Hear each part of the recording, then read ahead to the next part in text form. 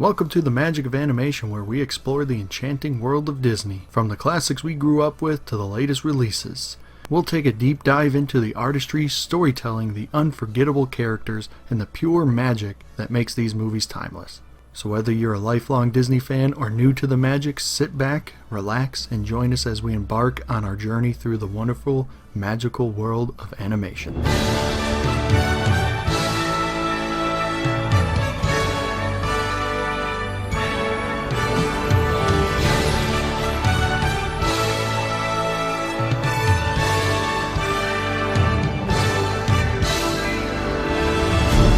Hello everybody, my name is Joey, but people call me Joey, and I am the self-proclaimed matriarch of this here family. Now allow me to welcome my fellow Lost Boys. We have the magical, Fairytale-like Dequan. Hello, hello. We have the enchanting, captivating Kevin. Hello. And we have the mysterious, fantastical Mike. Hello. How is everybody doing today? I'm doing lovely after taking a nap. That's fantastic. I'm doing great. We're going to jump into Pooh's 100 Acre Check-In. That's what I'm calling our update segment, where we're going to talk about what we've done in the week since we last recorded. Quandra, go ahead and kick us off. I'm not gonna lie, you scared the hell out of me. I was like, "Cool, 100 acre." I'm like, I didn't do my homework, man. I was so scared. I'll be honest, I didn't do much. I've just pretty much put together some stuff I need to handle, such as editing. Went to the library, ordered a book about dreams from the beyond, and got like a bag of sour candy that I'm gonna torture my coworkers with tomorrow. Nice. How about you, Kevin? Not much this week. Just switching over rooms in the house and doing some yard work and cutting down some trees and such. Beautiful. About it. Magical, or no, he was magical. You were mysterious, Mikey. Yeah, I'm mysterious, yeah. In fact, I'm so mysterious, I can't even say what I did, because that's part of the mystery. No, I don't really know. I just, a lot of working at my actual job, and then outside of it, getting some things working on, and just getting ready for today's podcast. Also celebrating not only my mother's birthday, but, Mother's Day as well. Right. And I will say, I'm just going to say this, even though we're technically, past the date, thought I'd still say it, why not, to every, mother-like figure or actual mother out there listening, happy Mother's Day to you, even though it's going to be basically 2 weeks later. Thought I'd still say it. A week and a day passed, still thought I should say, from all of us, to you all out there, happy Mother's Day. Hope you had a good day. He's such a sweet guy. Well said. So yeah, the same. I didn't really do much this week other than post a whole lot on TikTok about this upcoming podcast release today and recording today, and then Mother's Day, obviously, and like Kevin said, yard work. The Chronicles of a Homeowner is get home from work and the work continues. Amen. I seen you going ham on the on like Instagram part. Oh yeah, that was cool. I liked it. Well, we are going to move on to Dory's Dive into Memories. No, that's how I have it on here, but that's not what I want to do. I want to go to Zazu's report first, because Memories doesn't make sense before we actually talk about the movie, right? That makes sense to me. So, Zazu's report, because he gives Mufasa the report of the Pride Lands. Thought it was fitting. Like it. Let me find the right document here of the stats. So today we didn't even mention this, and we're friggin' 10 minutes in. We're covering Snow White and the Seven Dwarfs today. I didn't realize that myself. It was released into the theaters on December 21st, 1937. I feel like you need to state that it was the first full-length animated feature release. The first ever full-length animated feature released in the history of the world. And, I'll be honest, I never knew it was a first animated feature. I never knew that. Yep, full-length feature. It's the first one ever. It was directed by David Hand. I'm sure you know his work. I don't, but I'm sure someone out there does. He directed Snow White, that's all I can tell you. Starring Adriana Caselotti as Snow White. I don't know anything about her except for the fact that Walt Disney was so obsessed with her voice that he made her sign a contract that she wouldn't do any other voice work because he said that's Snow White. Really? Yep. I'm not gonna lie, her name is cool as hell. I love the name. Yeah. And then Lucille Laverne as the Evil Queen. No idea who that is either. The movie cost approximately $1.5 million, which would be around $30 million in today's money. Do you know the original budget for the movie? 1.5. Original budget started at $250,000. Oh, and yeah, they went then way they over. upped it to $400,000, right? And then at that point, they ran out of funding, right? Right. And they had to go to the bank for funding. And in order to get accepted, Walt really wasn't looking forward to it, but he had to do a special screening for the bank. And just to okay the rest of the funding for the film to finish it up. So they showed him a incomplete version of it.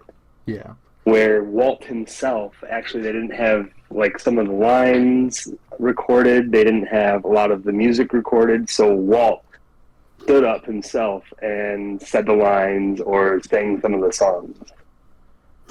I will just say that Walt Disney seems like he was just the perfect dude. If there's anyone in history that I would want to meet, it'd be him. A true visionary. He had a goal and he set towards it. Was it Snow White or was it Disneyland that he had to like put loans against his house to fund? I believe it was Disneyland. Okay, that makes sense. But it earned an estimated $8 million, which was around $150 million in today's money.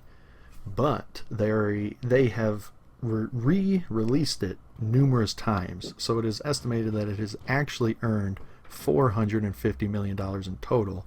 And because each re-release was in a different time period, it's kind of tough to pinpoint how much it's made, but adjusted for inflation, people seem to believe it's roughly $1.9 billion. So a $1.5 million investment turned into a $2 billion. Pretty good, pretty successful movie. Yeah, I'd say. Also, Kevin, I'm sure you're aware of this. Mike and DeQuantric, I'm not sure. Maybe you are. Correct me if I'm wrong. But for this movie, Disney created the multiplane camera. Yes. I did not know that. Do you know What what the heck is the multiplane camera camera? Ooh. No, educate me. So a multiplane camera is a device that they made to film animated movies where it's a giant tower and there's a camera at the top of it pointing straight down the middle. And there's multiple layers of glass. And those are the different planes. And they would put different layers of the artwork on each plane. And each one moved. So you can have different depths for each frame that you wanted. So it could make more of a 3D look to the flat drawings. Okay, then I do know what the multi-point camera is. I just didn't know it by name. Yeah, and Disney created that, and they made this movie with it, which was the first movie to be made and made with this camera. That's pretty cool, I ain't gonna lie. But because of this invention, I think that was the key piece to Disney's dominance. Without this camera, I don't know if they would have had the stranglehold that they've had, because it wasn't. They've released this movie in 1937, and they really didn't have any competition until the 1970s. Before David Bluth started releasing movies. Who's David Blue? David Bluth was an animator or director or something for Disney. I don't remember. I think he was an animated animator, and then he had like a falling out with them, so he went and created his own studio, and then started releasing movies that was just taking Disney to Pound Town. Like The Land Before Time, All Dogs Go to Heaven. Oh no! I've actually never seen that movie. Oh man! I don't know if you should watch that. And final stat that I have for Zazu's report is that Walt Disney received an honorary Academy Award in 1939 for Snow White. The award looked like a regular Oscar trophy, but it had 7 miniature Oscar trophies to represent the Seven Dwarfs. Oh, that's so damn cool. Is there a picture of this? There's multiple, yes. There's also a picture of him showing Shirley Temple the trophy. The show. Wait, hold on. Let me just make sure I'm not mixing up who Shirley Temple is. There's actually video of that. I want to say who I think it is, but I don't want to look goofy. So I'm just gonna... But as you probably know, the reason why he didn't win an award when it was released is because there were no awards for animated features. Because there were no animated features before Snow White. So, which makes sense. Anyone have any stats that they want to add or touch on? I do not have any stats. This is a weird thing. Okay. So in the beginning of the movie, right? The book. That's a real book, right? I believe like that part's not animated. Is live action. Okay. I thought so because I was like, yeah, that does not look animated. Really that looks real. 1937. That's really cool if that's real. And if so, I wonder if they still have the book somewhere. Oh, that would be a cool piece of memorabilia to have. Mm-hmm. But anyways, we're gonna jump into Dory's dive into memories. Makes sense because Dory doesn't have any memories. And dive because water. This feels like a shot, Jam. So just DeQuandrick, what are your memories of Snow White, if you have any? All right, so quite literally, my memories of Snow White are almost non-existent. But what I remember more than anything from Snow White is obviously the centerpiece of the movie being not just Snow White herself, but the apple, and that apple transcends time. Obviously, that apple, everyone knows that apple. Mm-hmm. You see a red apple with a bite in it, most people think Snow White. Oh yeah. So I remember the apple, I remember the scene of her falling, and I remember the evil queen, and obviously the dwarfs. That is where my core memory of Snow White come from. Not the songs, like just the apple, dwarfs, and evil queen. So that's where my memories are. Right. Nice. How about you, Kevin? A lot of my memories are always going to just go back to the songs, the soundtrack, lasting impression through all the childhood. That's about it. Nothing. No specific time of like, oh, the first time I seen this movie. I don't remember exactly when it was, but the soundtrack definitely resonates with my childhood. Yeah. Mike. So this one, the earliest thing I ever remember of this movie is being absolutely terrified of it. I mean terrified.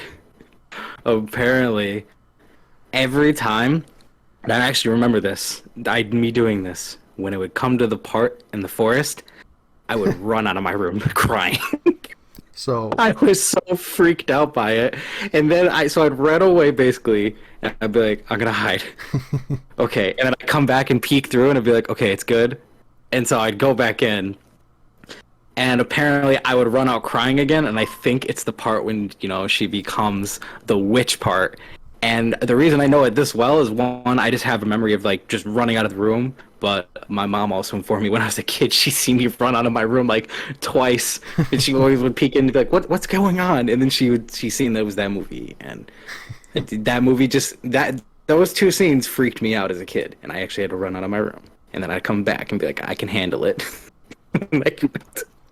So that's my memories of it. Yeah, so apparently every kid had the same experience when this was released. The kids were terrified of the evil queen and her transformation in the forest. So Walt Disney just liked traumatizing kids. Dude, that movie, like, holy crap, it is so dark. I didn't realize how dark it is. I mean, I'll wait to get into that, but holy crap. Yeah, so my memories, Surprised. like DeQuandrick and Kevin, I have none. I'm sure, I know we had it as a VHS when I was a kid, but I must have stopped watching it before my memories kicked in, because I watched it 2 months ago, and it was like watching it for the first time. There's barely, the only things I remember is stuff that I've seen on social media and then promotional videos that Disney has thrown out over the years. So I have nothing. You got a new age brain. I do have one thing to say, right? So, like, they call her the evil queen, but, like, the way she was brewing up in her castle, and she could have been called the evil witch, because...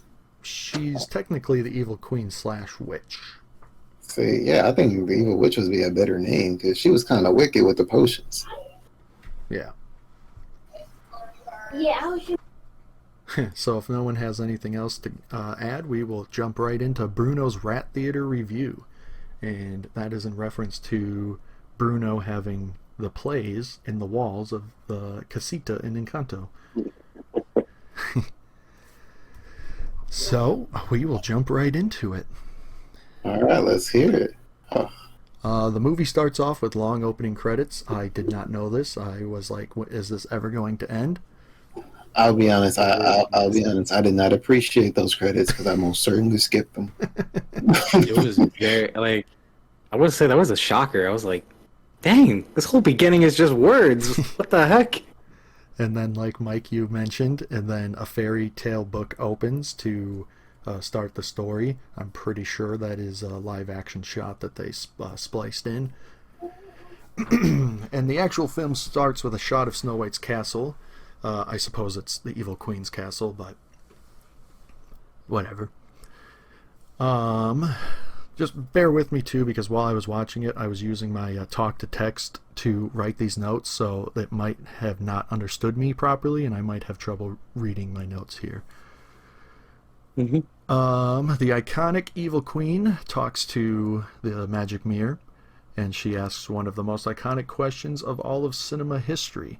Magic mirror on the wall, who is the fairest of all?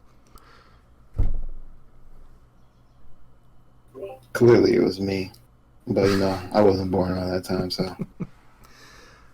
This is also a very famous Mandela effect, because many people believe it is mirror, mirror on the wall. Yeah, that's what I was thinking when you said it, and I was like, no, they did say that in the movie, which mixed the hell out of me. And I always the thought movie... that it was who is the fairest of them all, but them's not part of it either. So it's got my head all messed up. So it's like officially, so we all know, like magic mirror on the wall, who is the fairest Of all. of all? Okay, I was almost about to say the land. Who's the fairest in the land? I think maybe Shrek had something to do with the remembering, because he has a magic mirror, so maybe he says mirror, mirror. I don't know. Maybe. Probably. And of course the magic mirror shows her Snow White, and she was not happy about that. Lips Well, red more or as a less tells rose. it it's Snow White. What? I was gonna say it more or less tells her that it's Snow White. It doesn't really, because it does it like, it is not you, and then she asks, wait, who? And then he's like, with like, Oh yeah, he hair says or lips skin red as a fairest. rose, hair black as ebony, skin white as snow, and she goes Snow White. Snow White. Snow White. So then we get a shot of Snow White cleaning the steps for some reason. Isn't she a princess? Why is she cleaning the stairs? I was confused by She's that. the stepdaughter to the queen, so the queen don't like her. Okay. Okay, I'm also gonna point this out. If I could be wrong, in the beginning, when the book opens up and I read, it said, the queen was her mother. I was like, wait, that's her daughter? Their mother-daughter? I never knew that. never And then knew that later either. on, they say stepdaughter. I'm like, wait, Wait, what? stepdaughter? I ain't gonna lie, I didn't read that. I definitely did not read the book. You put in a lot more work than I did. I was like curious, okay, what does this book actually say? And I never read it before. So when they said that, I was like, wait, what? Wait, that's her daughter? I never knew that. I didn't even know they were related. I couldn't remember anyways. But essentially, I think it's like to the thing of she's, treating her like garbage because she doesn't view her well. She's kind of, I guess, in like blood relation to having the right, but she doesn't want her to have the right. So she keeps her in rags. Oh, the book also stated that. Never mind. I'm stupid. She kept her in rags because she feared her beauty. Man. Okay, So she kept her working, kept her in rags. Because I feel like that wasn't on the screen No, I long did. enough. No, I did. I felt so dumb. I was like reading. I got for 2 lines, and then the page started to turn. I was like, no, not yet. Go back. I need to finish this reading. Yeah, no, I just looked it up. 100% biological mother. That's insane. Wow. Oh, Wait, that's so weird because terrible later on lady. that's so weird because later on in the line, like I think Snow White says that's her stepmother, and that's where I was so That's what I confused. thought, I'm too. like, the book says mother, and then she says stepmother. What? Confusion. Anyway, continue. So from there, we go into the song I'm Wishing, and the prince happens to be riding by at this point, and he hears her singing, so he decides, I'm just going to hop over this wall. He doesn't announce himself or anything, Breaking and entering. and he just walks up behind her and just scares the crap out of her. And then he proceeds to, no wait, I'll chase you down. No wait for me. Yeah, so she runs away, runs into her tower, and then goes on a balcony to look at him, which, why? Just go somewhere safe. And, I mean, to be fair, that's kind of safe. well, yeah, I guess. I mean, he's right there. I believe, I don't remember, but I believe he continues singing the song that she was singing, which how does he know the words to it? But Disney logic, whatever. And she doesn't say anything, and she just leaves. Man's had the script in his pocket. So he was like, no wait, I need to inform you of how the rest of this movie goes. No wait, come back. And if you haven't noticed by now, I'm pretty sure Dequan, Mike, and I are just going to be trashing pretty much the whole time, and Kevin's probably going to have to be the defender. I love him. My defense, I haven't trashed yet. I will say, I will not be trashing the movie the whole time. I actually have some kind of soft parts, but I'll wait till I just gotta say, I can't trash this movie. I can't dog on it. I have a problem dogging on almost any movie, right? But especially like this one, because it's such a cornerstone movie. Fairy tales and fantasy, like it all stemmed from this. I was watching a documentary about it earlier, and they say that that Snow White, the release and the success of Snow White led MGM to go ahead and give the green light to the Wizard of Oz. Damn. Right? So we know how big Wizard of Oz is. And I right? love Oz. That's And my then- boy. There's also speculation that Wizard of Oz inspired, in ways, what we now know as Star Wars. Because before that, fantasy films they didn't really exist. Nobody took the time to actually like create and build a believable fairy tale universe of any sort. So Right. this film itself just started everything that we know today. Hey, and they perfected it eventually. Yeah. On a side note, I think the guy who directed the very original Star Wars, which is now known as A New Hope, Yeah, what's his name? George Lucas. Okay, thank you. I almost said George R.R. Martin. I'm like, I know that's not right. Anyways, I think he's gone on record saying that Star Wars technically isn't a completely original idea, as he mentioned he had multiple sources for inspiration to make it. Well, it's very difficult especially nowadays, but even back then in the 70s, it's very difficult to make original stuff with how much stuff is out there. No, I Unless think you have not seen anything your entire life and then decided to make a movie, it's impossible not to be inspired by something. Yeah, well, I think he everything has named what he was inspiration. inspired by. That's the thing. Yeah. I think he actually said what inspired him, but I don't know that part for sure.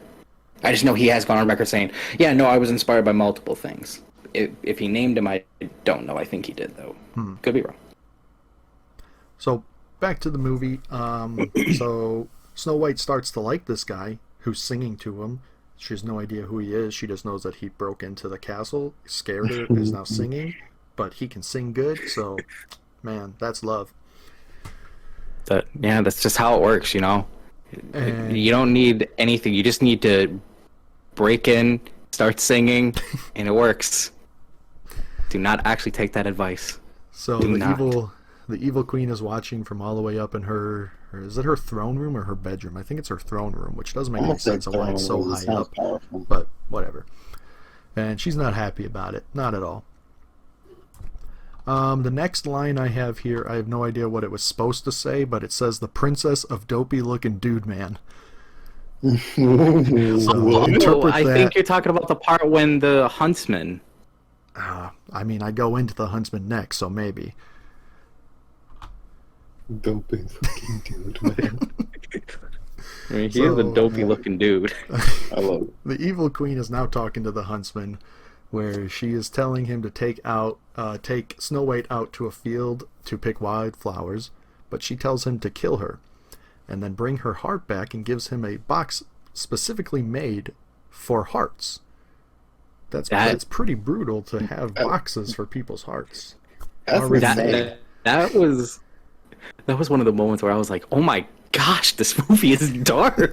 The hell? Like, as a kid, I watched this lady literally say, carve her heart out Right. and basically bring it to me. Like, holy crap, that's dark. I mean, as now I'm like, the darkness is kind of cool, but at the same time, it's like at that time, like, holy crap, that's dark. That would never fly nowadays.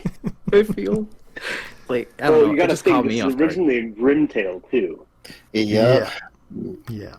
Mm-hmm. That old Fairy brother- tales, the inspiration for many Disney movies are a lot darker than what they ended up being. A lot Yep. darker. Mm-hmm. And they paid homage to it in the beginning. And it says, based off the Grimtale. And I think that's another reason why they flopped with the stepmother and mother thing, because later, I think it was 1819, they changed it to stepmother, which is why she's a mother and a stepmother in the movie at the same time. I guess the inconsistency right there. Mm-hmm. So here I have the huntsman reveals that Snow White is actually the princess, but I guess Mike reveals that it is told in the book if you actually read it at the beginning, but that's not what I do, so... My thing is, like, she literally sent this guy to old Yeller, her daughter, Right. and how does she not know who her mom was? Like, I'm confused. Like, No, I think she knows who she is. She just doesn't know that she hates her. Well, maybe she does because she's making her clean the step. It's just all Yeah, confusing. but it's not to very what confusing. extent she doesn't like her. She doesn't view her as like, a bad person. She doesn't view her as like, A the murderer evil that has heart queen. boxes. Yeah, by the way, her plan is absolutely stupid. I'm just saying. It is such a dumb... The first plan is so dumb. And it's only because her second plan could work so much better. Her Right. second plan works so much better. Yeah, but Like, I want to go back to the Evil Queen. Her design is amazing. thank you. Okay, so the mirror was a lying piece of garbage, bro. I'm just saying the evil queen looks way better than Snow White. No disrespect to Snow White, but I'm just saying. Yeah, well, it could be looking deeper than just like, pure outer beauty. Yeah, well, It that is could a be very- the mixture of both That's like outer true. and inner. because the Evil What Queen in is that the- case, the Evil Queen is a very ugly lady. Yeah, well, what's the definition of fairest? Which That is a question for Google. what was the actual definition or what? Yeah. Yeah, I don't know why. When you look at the definition of fairies, you most certainly know that's not the evil queen. Impartial and just without favoritism or discrimination. Yeah, she doesn't fit those categories at all. You know, there's something I actually want to say, but I'm gonna wait till we hit the end of it because it's just better for the end. You know, we wait to the end. So then we get Snow White picking wildflowers in the field, and it's a beautifully drawn field and forest, and there's a stream, and it's just the animation for the time, and even now it looks great. You can't knock it for the animation, I don't think. No. I actually like the tenseness that's in the situation because you see her all bright and happy, and then you know what's supposed to happen, so you can look in the back and you see he's not in. It is a visual aesthetic. She is bright, happy, sunshiny. You see her in the sunshine being lit up. He has to do something dark, and so he's kind of in the shadows in the back. You can't that kind of imagery symbolism I think was really cool. And just the quick pans. There's no super hyper fixation on him speaking about what he has to do. It's just like this eerie silence from him of, I actually have to go through with this, And I don't know. I like the tenseness in it. I thought it was pretty good. So then Snow White is talking to a bird, and Creepo Huntsman walks up from behind with a knife. Snow White sees his shadow, turns around and screams. Doesn't do anything. She just stands there ready to accept her fate. But he immediately chickens out and tells her that the evil queen doesn't like her and that she should probably run away. Run! Run! Run to the forest! I would just like to take a moment to point out the fact that I rewound this scene probably 3 times just to take note of the facial features and the facial the reaction of her, when after he tells her and he's telling her to run away, her face is priceless. Oh, absolutely. The thing I also noticed was in most movies, whether it's live action, realism, or animated cartoon, most times when the big bad tell you to do something, the person's afraid and they follow through with doing it, even if it costs them their lives. Which makes you wonder just how much influence and power does Evil Queen have to the fact that he was able to defy her. Right. I have a note later on that about him not doing it and that he's probably dead, but she doesn't really give any indication that she punished him in any way. Right. He probably ran too. Just calls him an idiot, that bumbling buffoon or something. You know what? Actually, sorry. He brings back a pig heart in the box, so she doesn't know. Yeah. Well, when she finds out, she doesn't do anything. No, yeah. That's the thing. She's just kind of man delivered. I must do everything around here. So this is the moment that used to send little baby Mike running through the halls screaming as she runs through the forest and she sees a bunch of creepy eyes and a bunch of creepy trees grabbing her, and it's a very good I'm not even going to try to say that word again. Representation. Of how scary the forest is when you're little. The forest is still scary now if you don't know where you are. It can get scary real quick. And so the branches, she was imagining them coming alive and grabbing her, and the faces in the trees, and it was very well done. Wait, so those were imaginations? I would imagine so. I don't think it was a magic forest. I mean, it's a Disney movie, so it could have been.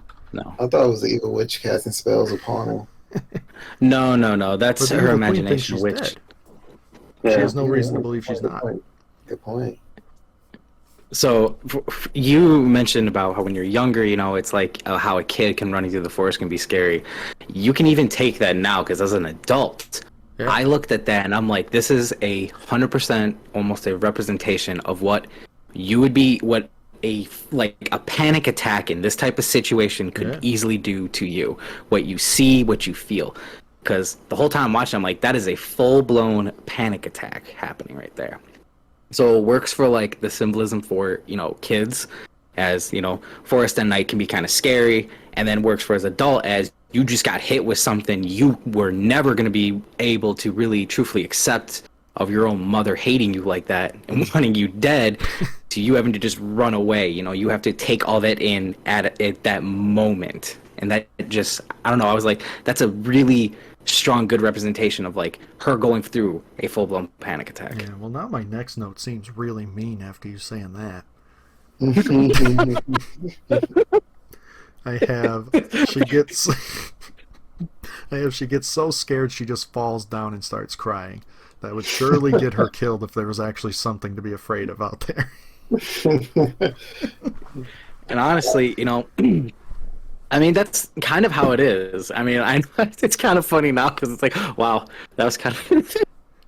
But, no, like, I mean, that happens, you know, the panic attack part, you know, she goes through running, she's freaked out, she's scared, you know, trying to, you know, run what she was told, having all these hallucinations, and it could leave you absolutely winded. And it's just, at some point, you just can't take it, so you'd collapse like that. And that's one of the things I'm giving this movie props on. I thought that was a very good scene for multiple reasons. Yeah, To the reason you said, and to how I took it. Yeah, so this is also a reason why I didn't do this podcast on my own, because you guys are bringing up stuff that I didn't even think about. So, of course, all the scary eyes were just cute little woodland creatures, and this movie started the Disney trope of characters being able to talk to animals. In this one, the animals don't talk back to her, but they can clearly understand what she's saying. These animals are crooked, by the way. I'm gonna wait to say why. Well, I'm saying they're crooked. She goes into the song Animal Friends / With a Smile. And there's a shot here with water and then a deer in the background. And is that water animated or is it real? Because if it's animated, that is some fantastic work by them. You guys know what I'm talking about? I know what you're talking about, but I couldn't make out. It's so good. I think I know, but I didn't pay too much attention to that part's, like, generally specifically. So, yeah, well, I if can't I really remember, say. I'll put a picture up on Instagram after this video goes live. I probably won't remember, though. But if I'm listening to it, hey, post a picture of it. Where am I at? I'm lost. Wow. There we go. You get done talking about how she was walking through the forest with the woodland creatures from singing, splashing through the water.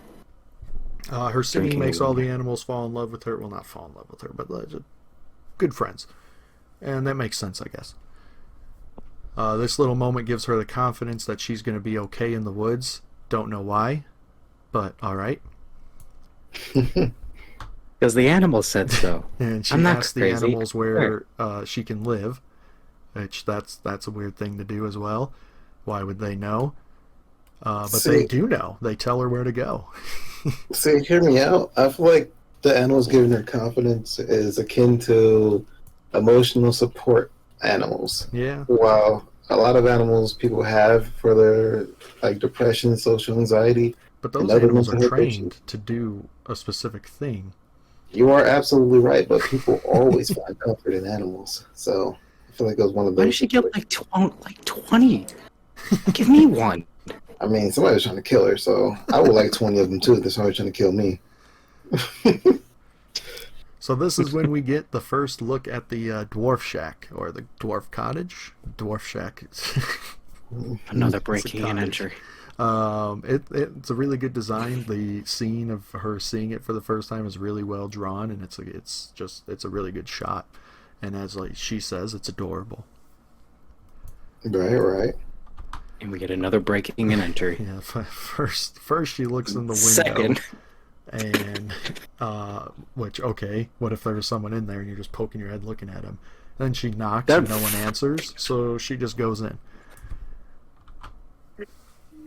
Yeah, just waltz on in. Ah, yes, that's exactly what you do. So her and all of the animals go in.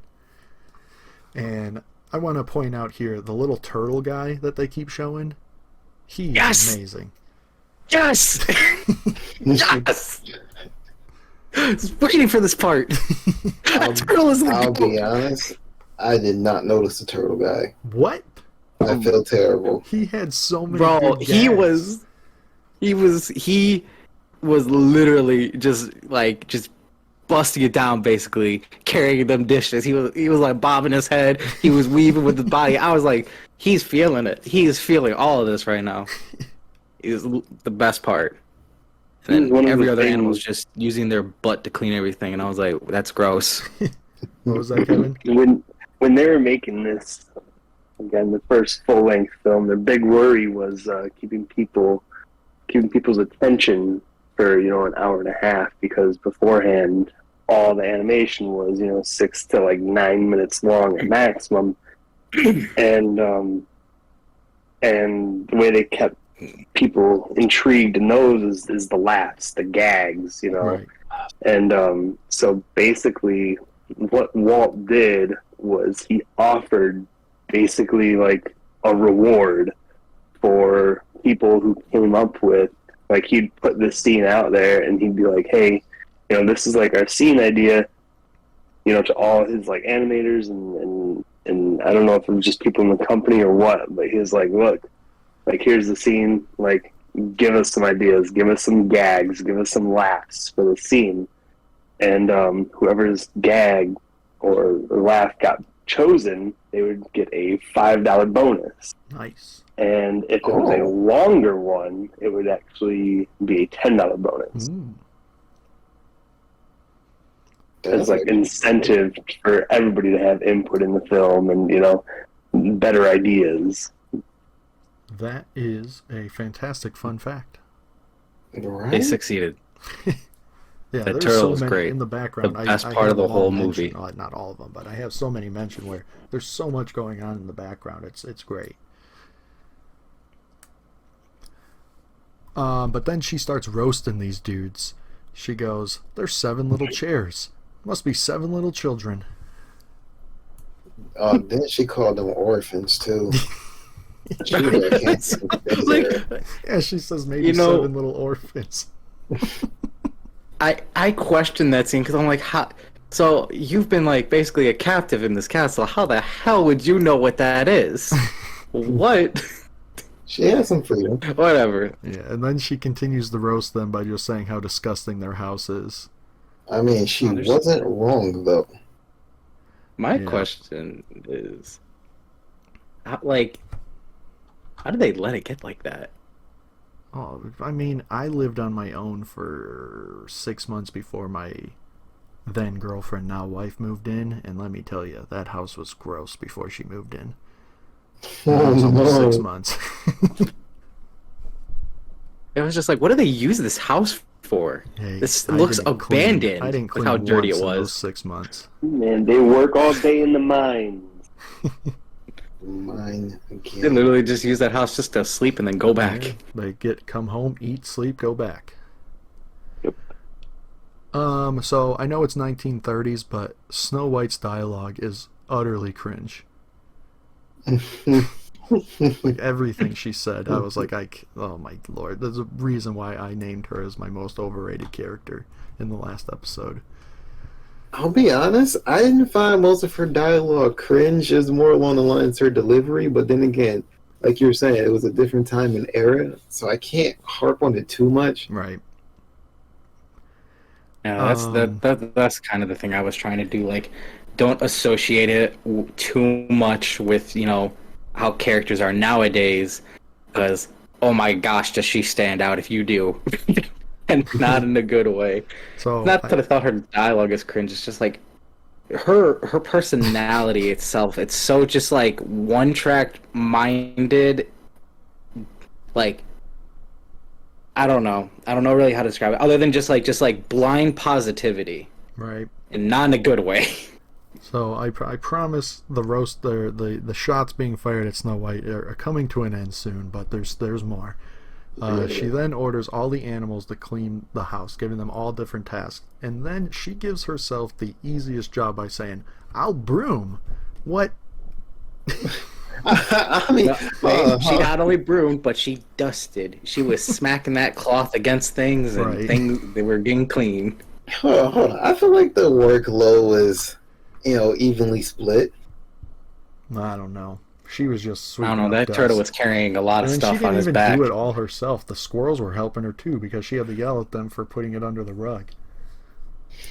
You have a point. You have a point. I can't deny And that. then they put it in the hole in the wall, and the rat got pissed. Yeah. Why would you do this? But then we do get a very good song of Whistle While We Work. I do like that song.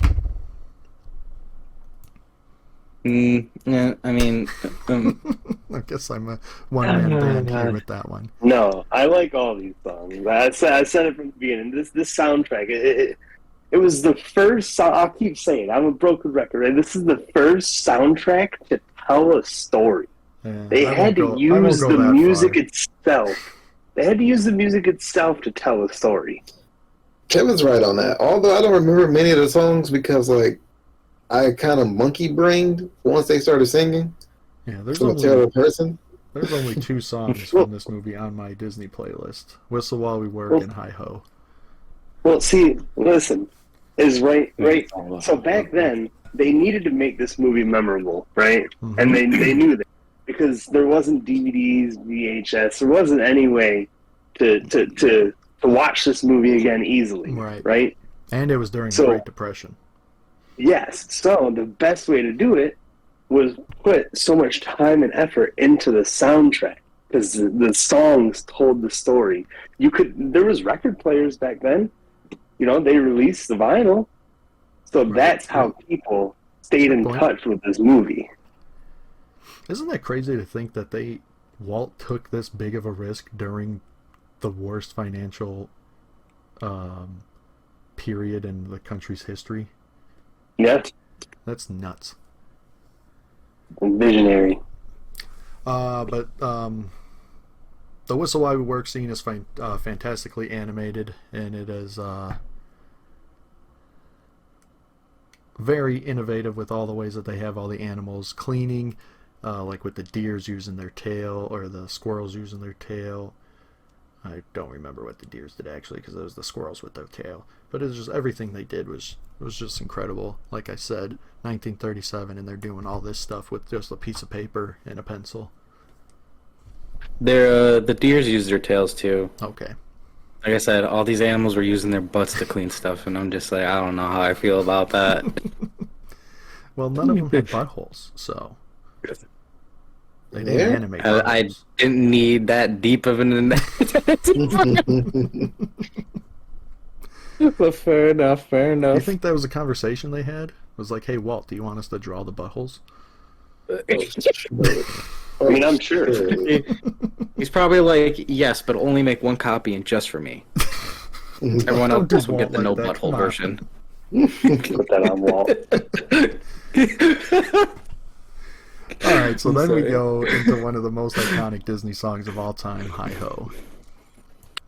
And this is the only good song to the whole movie. The animation. I'm surprised Kevin didn't just curse me out there. You didn't hear him. He let out a sigh of pain. I feel like he isn't saying much this whole time, so I feel like he's just trying to hold in his anger with everything that we're saying. All right, all jokes aside, the other songs are okay. Not my personal favorite. They're someone's favorite. I give them their respect. That I will not say they are bad. I'm just not about to go play that in my car when I go drive. That's just me personally. Yeah, I'm not driving to work at 6 a.m. listening to I'm Wishing. But the animation of this mine is really good with all the sparkling gems and then the dwarves working and swinging their pickaxes, like I said, and I'll keep on saying it. Just the animation that they're able to pull off is incredible. And actually, my favorite scene because of the sparkly gems. And we get our first looks at the Seven Dwarfs: Doc, Sleepy, Sneezy, Happy, Bashful, Grumpy, and Dopey. I always forget Bashful and Happy when I try to list off the Seven Dwarfs from memory. I always forget Bashful. I usually get to Happy, but I always forget Bashful, and I have to look it up. You know, I'm the names of pleased. the dwarves were one of the last things they decided on for the film. Yeah, there were some wacky names that they were deciding between. Yeah, they had a list of like 30 or 40 names. I will say this: Snoopy was one of them, actually. when I was younger, my favorite was Dopey, which Of I'm pretty course. sure a lot of people's were. But now that I'm older, Sleepy's my favorite. I really Snoopy. He vibe with was that actually guy. Dopey was actually the last one to be named, and for the longest they just called him the seventh. The seventh? Oh no! Wait, So- that makes him sound kind of legendary, though. So Seven actually, has arrived. this movie was so popular and Dopey was so popular that he actually became more popular than Mickey Mouse. Dang. To where Dopey was supposed to be the sorcerer's apprentice in Fantasia, but they replaced him with Mickey Mouse so that they could reclaim the magic with Mickey Mouse. They could get him back at top. You know, sounds fair. You know, it makes a lot of sense if you think about it from Fantasia with Mickey's, like, his robe design. It's actually a very, Yeah. very Yeah. similar to Dopey's look. Very true.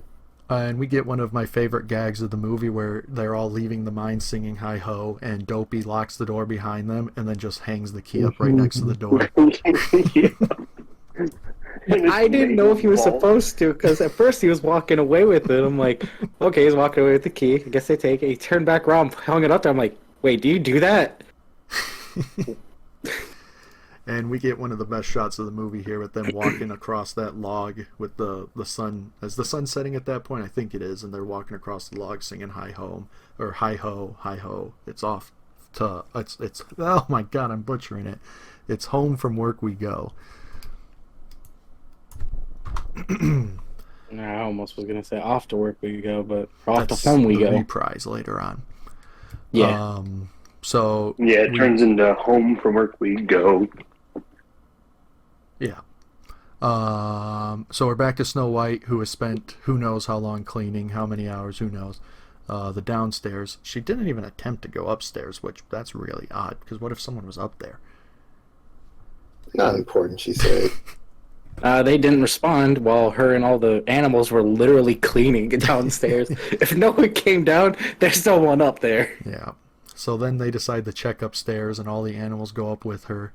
And we get another great gag of the turtle, which I do not understand how you didn't notice this turtle, because they spend a good chunk of time watching him struggle to get up the stairs. Like I said, in my defense, I woke up from a nap and I was like, oh, snap. I gotta squeeze this in. Dequan watched it 2 hours ago. He did. Pretty much, bro. He has the I was on a fastest memory time of us all. crunch. He couldn't even remember the poor turtle. I was on a time crunch. Poor turtle. So Snow White sees all the little beds with the names on it, and she roasts them again and says, "What funny names for children." Yeah, she was really in her bag on that one, I'm not gonna lie. And she decides to just lay in their beds and go to sleep. I have a question. Alright, Did Snow White by chance like inspired like Goldilocks, breaking and entering into people's houses and then just roasting them? Not that I know of, but man, That might be a it's good. possible. I mean, that's a good question, but that goes back to the original stories again. Oh yeah. True. So at this point, the turtle has made his way to the top, and the dwarves can be heard in the distance. So the animals book it out of the bedroom, and the turtle now has to make his way back down. But luckily for him, he falls all the way back down, so he doesn't have to work too Lucky. hard.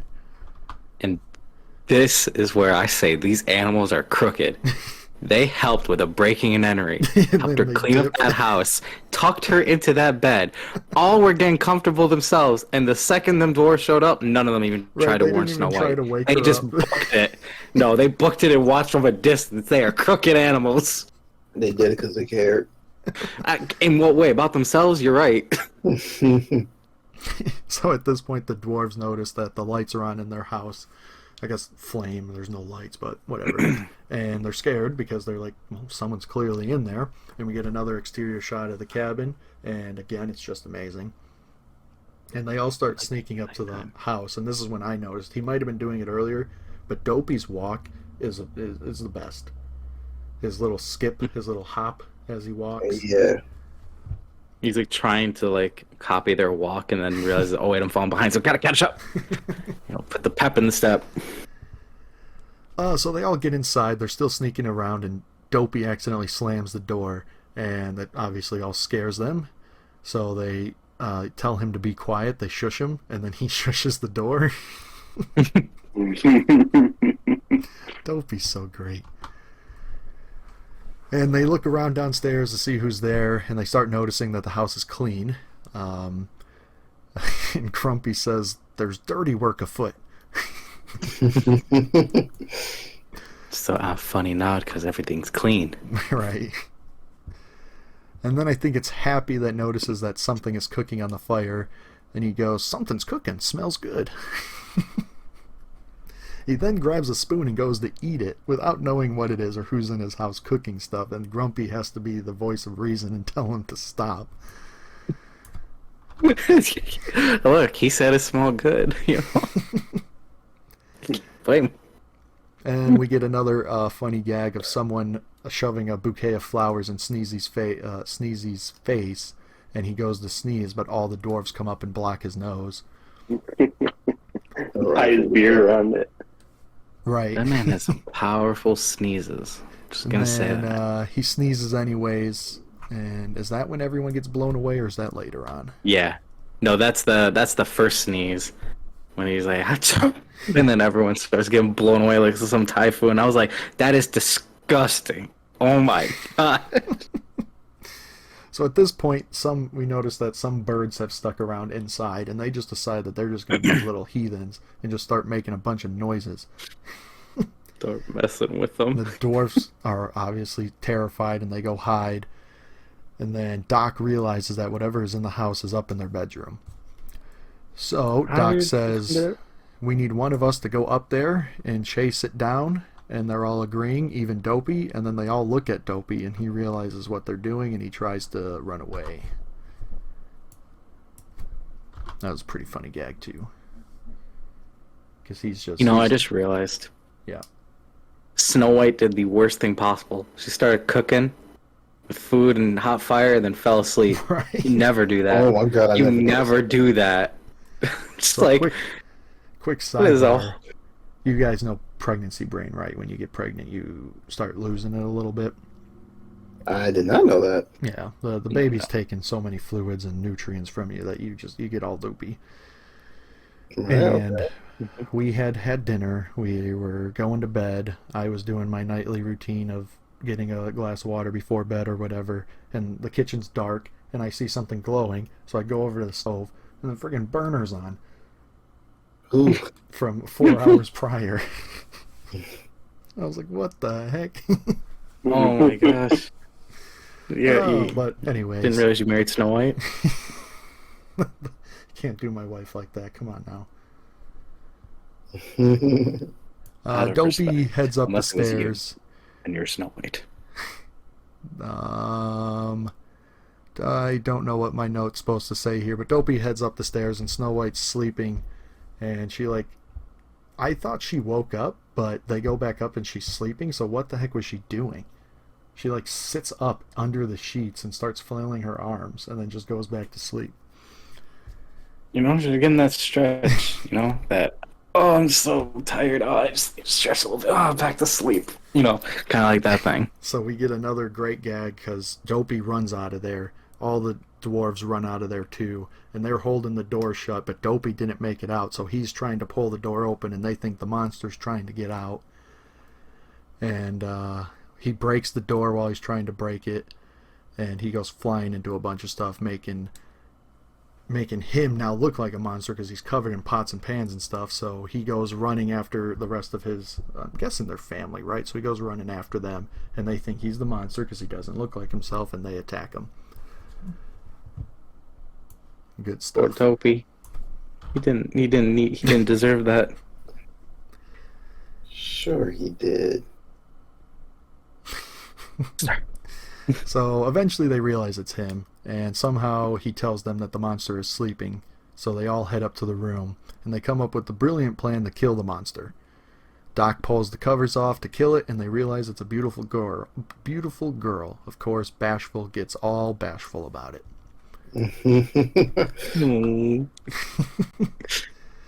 And then Grumpy has another classic one-liner. He goes, "All females are poison." Which is kind of wild, bro. And ironic. Foreshadowing. And then Yeah, he I didn't calls, even catch that. and then he says something about their wicked wiles, and Bashful asks, "What are those?" And Grumpy says, "I don't know, but I'm against them." You gotta respect Grumpy, you know? Yeah. Man of his convictions. Doesn't give in. So at that this point, Snow White wakes up, and they all hide, but they all look at her when she wakes up. So why were they hiding if they weren't going to be hiding when she woke up? They're in the defensive position, you know? They're behind the wall, well, the door, but they still need to see. And then for whatever reason, Snow White just goes immediately into guessing who they all are, and she gets it with 100% accuracy, so good on her. Foresight crazy.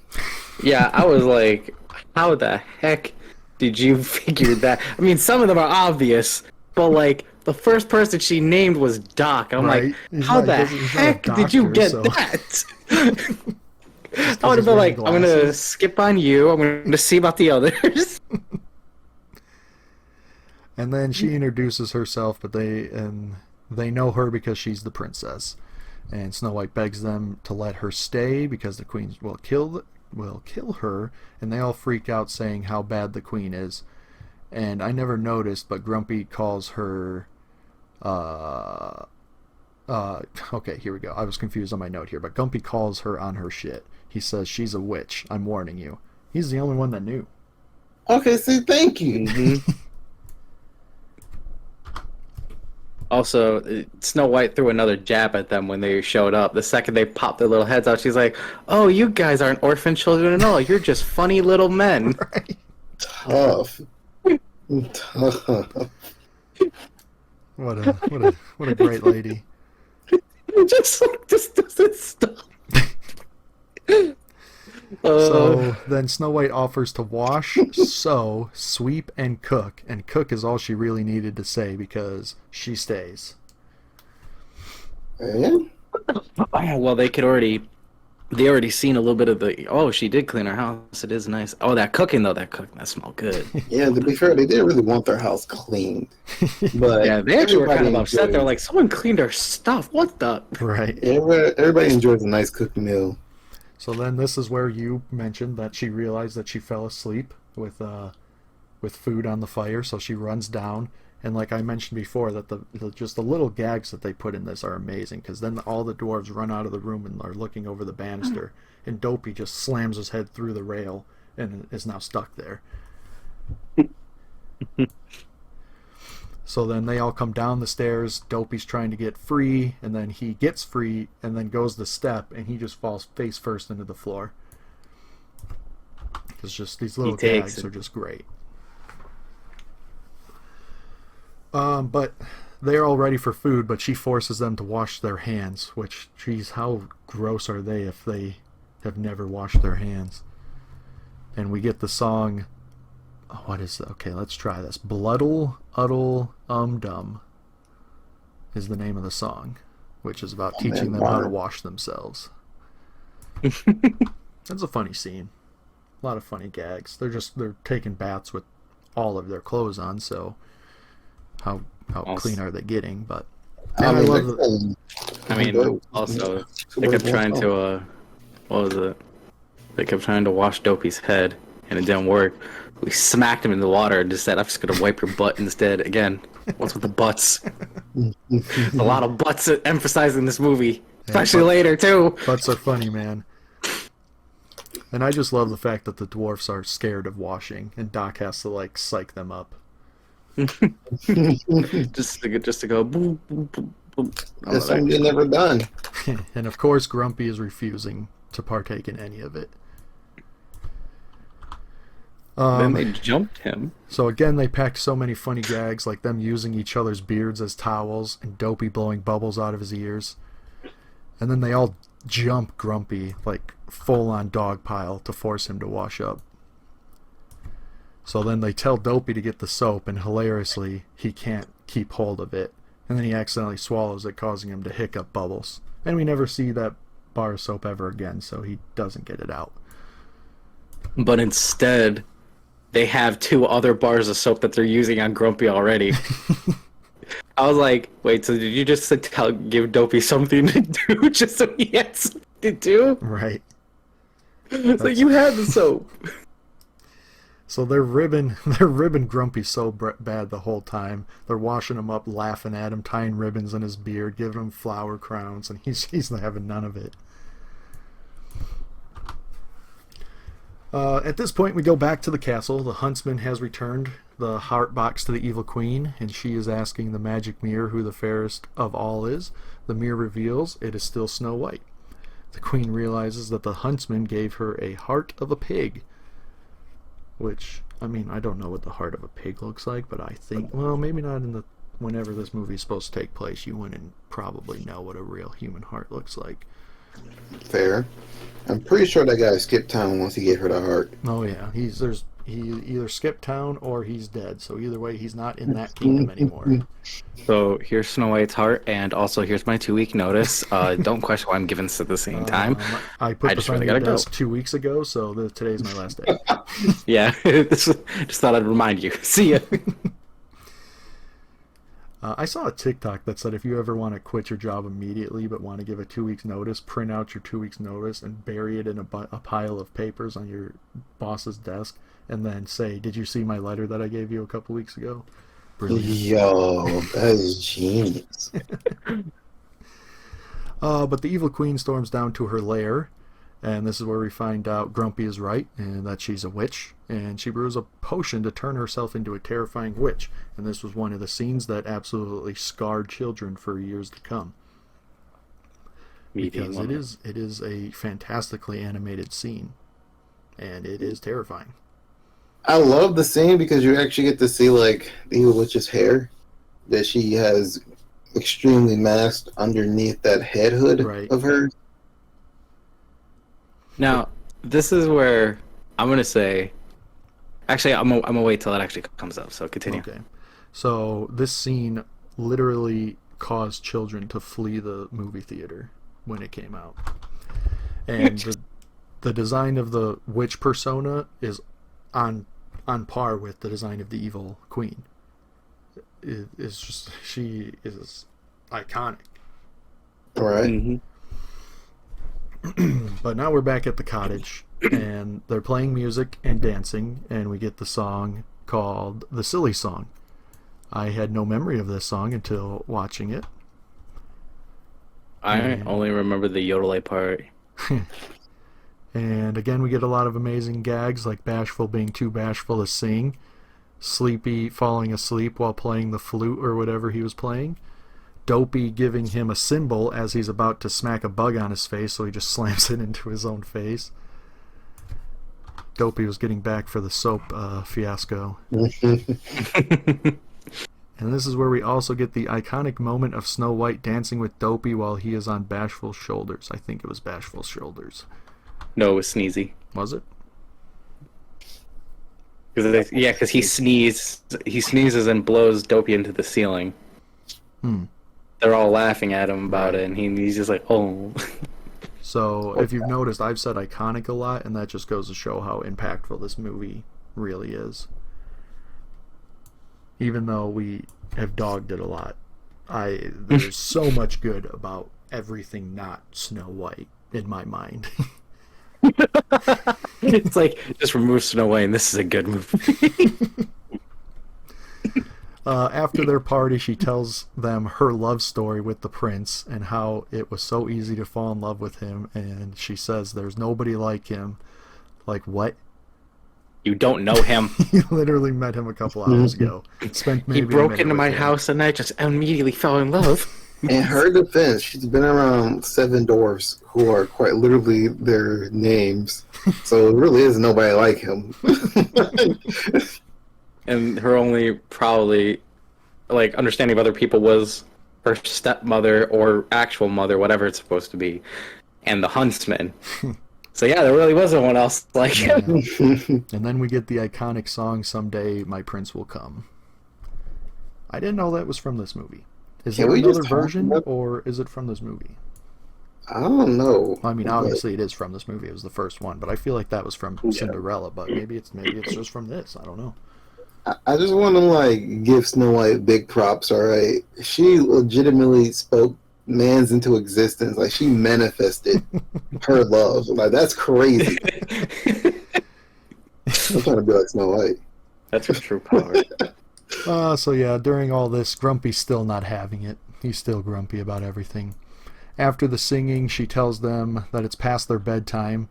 Like, girl, you just got there. Who said you'd get to decide when to go to sleep? Right. But they love her. So they give her all of their beds, even though she only slept on 3 of them before. She gets all of them. And all the dwarfs are forced to get creative downstairs. They all bolt to the bench with the pillow, but Dopey had already wisely claimed that. But they didn't care. They tore that pillow to shreds so nobody could have it. You know, on a realistic note, with the pillow being down there, they all could have gone up, got their own pillows. She only needs one pillow. They could have all had one. Oh, yeah, because they're right, like you said, there's one down there, so all 7 of them could have had. Oh, like all 6 of them could have grabbed their pillows, and Dopey was already taking the one. It could have just been left. Grumpy picks the brilliant spot of in the cooking pot while the fire's still on. Bashful is in a drawer.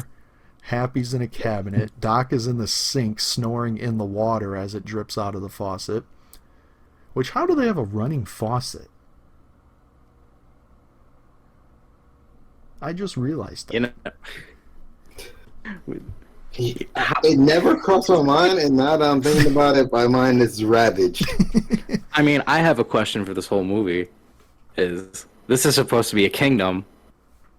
Where the hell is anything? All I've seen is forest. The castle, the forest. It even goes in later on, you see the castle is on the edge of a cliff. Right. Like, this shit looks like Dracula's castle, man. Oh, yeah. So Sleepy is on the bench using Dopey as a pillow, and at some point he needs to fluff him up, so he starts squishing up his butt to make it softer. Sneezy is on the log pile, and Dopey's obviously on the bench. And I may have mixed a few up there because I can't tell most of them apart. The only ones that get mixed up is kind of Sleepy and Bashful, but that's because I believe their color scheme is very like similar. They have the same palette, but certain things are just reversed. Like the hat is the color of his shirt, and his shirt is the color of his pants. Pants color of his hat. Like, I think it's just mixed up like that. But other than that, they have like basically the same palette. So I'm like, those two can be a little confusing for me, just in a picture. Yeah. So now we're back at the castle with the iconic scene of the witch creating the poison apple. And one of the most iconic images of all movie history, like Taquandrick, you said at the beginning. The potion dripping off the apple, creating the skull, and the separation of the liquid. It was just a genius bit of animation. Yeah, but what color was that? Was that potion? It was green, right? Mm-hmm. Or wait, was it teal? So listen, so the potion started off as green, but then when it's ripping off of the apple, it's actually blue. And then ultimately ends being purple. Oh wait, the thing she drinks is green. But like if you go and Google Disney poison apple right now, it's always green dripping off of the apple. No, it's always green, but there's a picture from the movie, and it's blue. Interesting. Yeah, I have it prepared right now. I was going to send it in Discord, but not necessary. So it's always necessary. So this is what I'm going to say. Here you go. Oh, sorry. Yes. Thank you. This is where I say her plan is so stupid. Why did you need the first plan in the first place? Because then this is just something like the first one. When talking about the animation, I don't quite know if it was like, I don't know if it's like one of the best Mandela effects ever, you know? Right. Because if you watch the scene, like I said, the potion is green, and then she stirs it a little bit more right before she dips the apple, and it turns. You can see it turn from green to blue, Yeah. and then she dips the apple. It also, that very much so caught me off guard. I think it could also be playing to the fact that usually when you think of poison, you usually always do think of the color green. Yeah. So if trying to place it back from memory, someone is, they're gonna immediately think green because of the word poison apple. So it could be something. Yeah, it makes sense. I'm just it makes me wonder why they didn't animate it as such. Yeah. But And literally, this queen could have had this solved so fast. Hey, Huntsman, make this apple. Hey, Huntsman, give Snow White this apple for me. right? If Gives they, the apple. Done. if they went on that little wildflower trip and they just hung out for a little bit and he goes, "Oh, let's have a picnic. I brought apples." Didn't even need to do it. Just give it to her right there. Here's an apple for you. Oh no, Snow White, what happened? She's dumb. Well, and also a fun fact, if I had 100% control of this podcast, like if I didn't allow for a democracy, the name of this podcast would be Poison Apple Podcast. But I wanted everyone to have a fair say in everything, and it lost fair and square. Democracy reigns. You know, I thought about that. If we knew what we knew earlier, that would have gone on. We didn't know until the very end What do you mean? that there was someone with the other name already. Yeah, the name. So that made me so mad when Kevin pointed that out, or whoever pointed that out, and I was like, It was "Are you Kevin. freaking kidding me?" It's like if we knew that earlier, that name would have succeeded forward. But whatever. This is a good name of the podcast. I wasn't too upset about it. I just cry myself to sleep every night. She then reveals her plan to have Snow White eat the apple and fall into the sleeping death. But being the smart villain she is concerned about a loophole, so she reads the fine print and finds out that she can be awoken by love's first kiss. Like, this is the first animated movie, and they make sure to cover the tracks of loopholes. Why did they forget that in the rest of cinema history? I don't know, and that's one of the things I give this movie props for. I was like, dang, she's smart, actually, after a dumb plan. It's a stupid, convoluted plan, but you know what? The fact that you went back and did that, that's good. See, the problem is she didn't do her research. She didn't do her homework. She should have scouted out Snow White a little bit more, knowing that Snow White had a whole organization of dwarves and animals. Thought about the fact that Snow White seen true love. If she would have did her research, she could have smoked both of them. Yeah, but the problem is that she explains her thinking that she's not concerned about the kiss because she believes the dwarves are just going to think she's dead and bury her. Which And not just that, but that is a I don't dark concept. I think she's also not thinking that Snow White fell in love with the man who just broke into their castle at point blank 5 seconds of screen time. Yeah, like how is she supposed to assume that is love's first kiss? Like, that's just some dude that she met. You are right, and that also leads me to my final point. The security in that castle is trash. Dude just hops the wall. Where's And they the have guard? one He guard, it's must have been a Huntsman. freak athlete to be wearing his royal garb and just scale that wall twice. Unless he's still wandering the courtyard waiting to get out. he's like the whole. That's why you never see him the rest of the movie. He's stuck. He's just like, how the heck do I get out of here? He's like trying the whole time. So the evil queen sets out for the Seven Dwarfs cottage. Here is where we get a funny moment where she is passing a this part, I literally had to pause it because I was laughing. She's walking past the dungeons and she sees a skeleton of someone who died, who you're supposed to believe had died reaching for a bucket of water. So she walks past it and says, "Thirsty? Have a drink." And then she kicks the bucket into the skeleton. Yeah, she was toxic. Oh, You what a know, I villain. wonder. I just thought about this. The theory. What if that was Snow White's father? Oh. Yo, That's a dark theory to think about. you know, Yeah. There's no absolute proof of this at all. It's just popped in my head. It's just a what if. Alrighty, I like it. But she sets off in her boat, and we get some incredible animation of her going through the forest at night. And then we go to morning time. The dwarves are heading out to work. Snow White gives them kisses on their heads as they head out. Of course, Grumpy is disgusted by it. Dopey tried to pull a fast one by puckering his lips, but she Let's she put that pushes his disgusted head in. down, kisses him in the head, and then Dopey does actually pull a fast one on him because he runs back in the house and gets another one, and he tries to do it again. My man had a plan. He was slick with it. And then let's give Grumpy the parentheses on that disgusted. That man was checking his head to make sure it was clean. He's like, my head's actually clean, right? And he purposely took his hat off. Yeah, so so Grumpy, he then comes out and he's like clearing his throat to get her attention, and she kisses his head and the switch is flipped. He gets all bashful and clumsy as he tries to fight it. Those And then women this are man poison, I stumbles tell all ya. over the place trying to be grumpy again. I'm gonna be grumpy again, and then he stumbles over everything.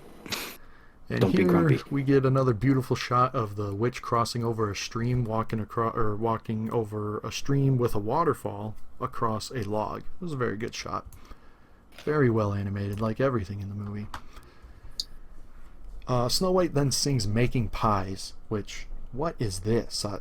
This is like, did they just add this to the movie? I have no memory of this song. It's a short song. It's only literally just for the moment. I'm pretty sure there was a song about soup that got deleted before the movie was released. I could be wrong, but the witch comes into the window and just scares the crap out of Snow White by just appearing in the window. And man, like I said, that her design is so great. Would have scared the hell out of me too. I'm not gonna lie. Not in my window, bro. Come to the door. And then this creepy ass lady is offering Snow White an apple, and this girl just goes, "Okay, let's do it." The animals even try to stop her, but she yells at them. These animals who she got help, they helped her find refuge in this cottage, but this random creepy lady that she just met, she's like, "No, I trust her. I don't trust you guys." Well, I don't think it's a matter of trust. It's a matter of like, she still views them as they're just they are just animals, right? Because they don't talk. They've just been like very nice with her, right? And like helpful and friendly. Then they started attacking this lady, and to her, it's like, okay, random old lady being attacked by these animals. That's not right. What's wrong with you guys? Why would you do that? And Snow White I is get also notorious for jumping into relationships way too fast. So Yes. this lady's Also- probably her best friend now. They became BFFs after that, took selfies, went to Disney World. It was great. My thing is, why didn't none of the animals, if they sensed something was wrong and it was the apple, why didn't they take the apple away? Right. Why after she dropped it, were they not like, go for the apple? sacrificing themselves. They like Snow White, but they don't like her that much. No, just grab it and fly away. Get rid of it. Yeah. I mean, the birds tried attacking her when she came up, but That's she true. shoot them away. Oh, wait. I need to point this out before I forget. So, this is well in the beginning of the movie, okay? So, I'll let us get back to this, but let me say this real quick. I had never noticed that when Snow White was singing with the birds, I never noticed that Shrek was referencing that. When Fiona was singing with the birds and she kind of nuked them, I never knew that until watching this movie today. Shrek references every fairy tale under the sun. But yeah, that's all I wanted to say. Nice. So the animals go running away. They're going to find the dwarves, and they find the dwarves, and they just start attacking them. They're trying to get them to come back to the cottage, and obviously they can't talk to them, so they just start attacking them. They've gone crazy. Back at the cottage, the witch is now claiming that the apple is magic and can grant any wish that she would like. Like, she had Snow White's trust up until this point.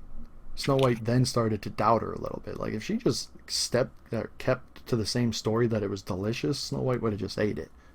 But she then had to Right. start trying to sell it as a magic apple that Snow White started to get a little iffy. But she ends up eating it anyways. Because Against her that wish better was judgment. tempting. It's like, wait, any wish I want? I could finally have the man of my dreams who I met 5 seconds ago? Or met for 5 seconds?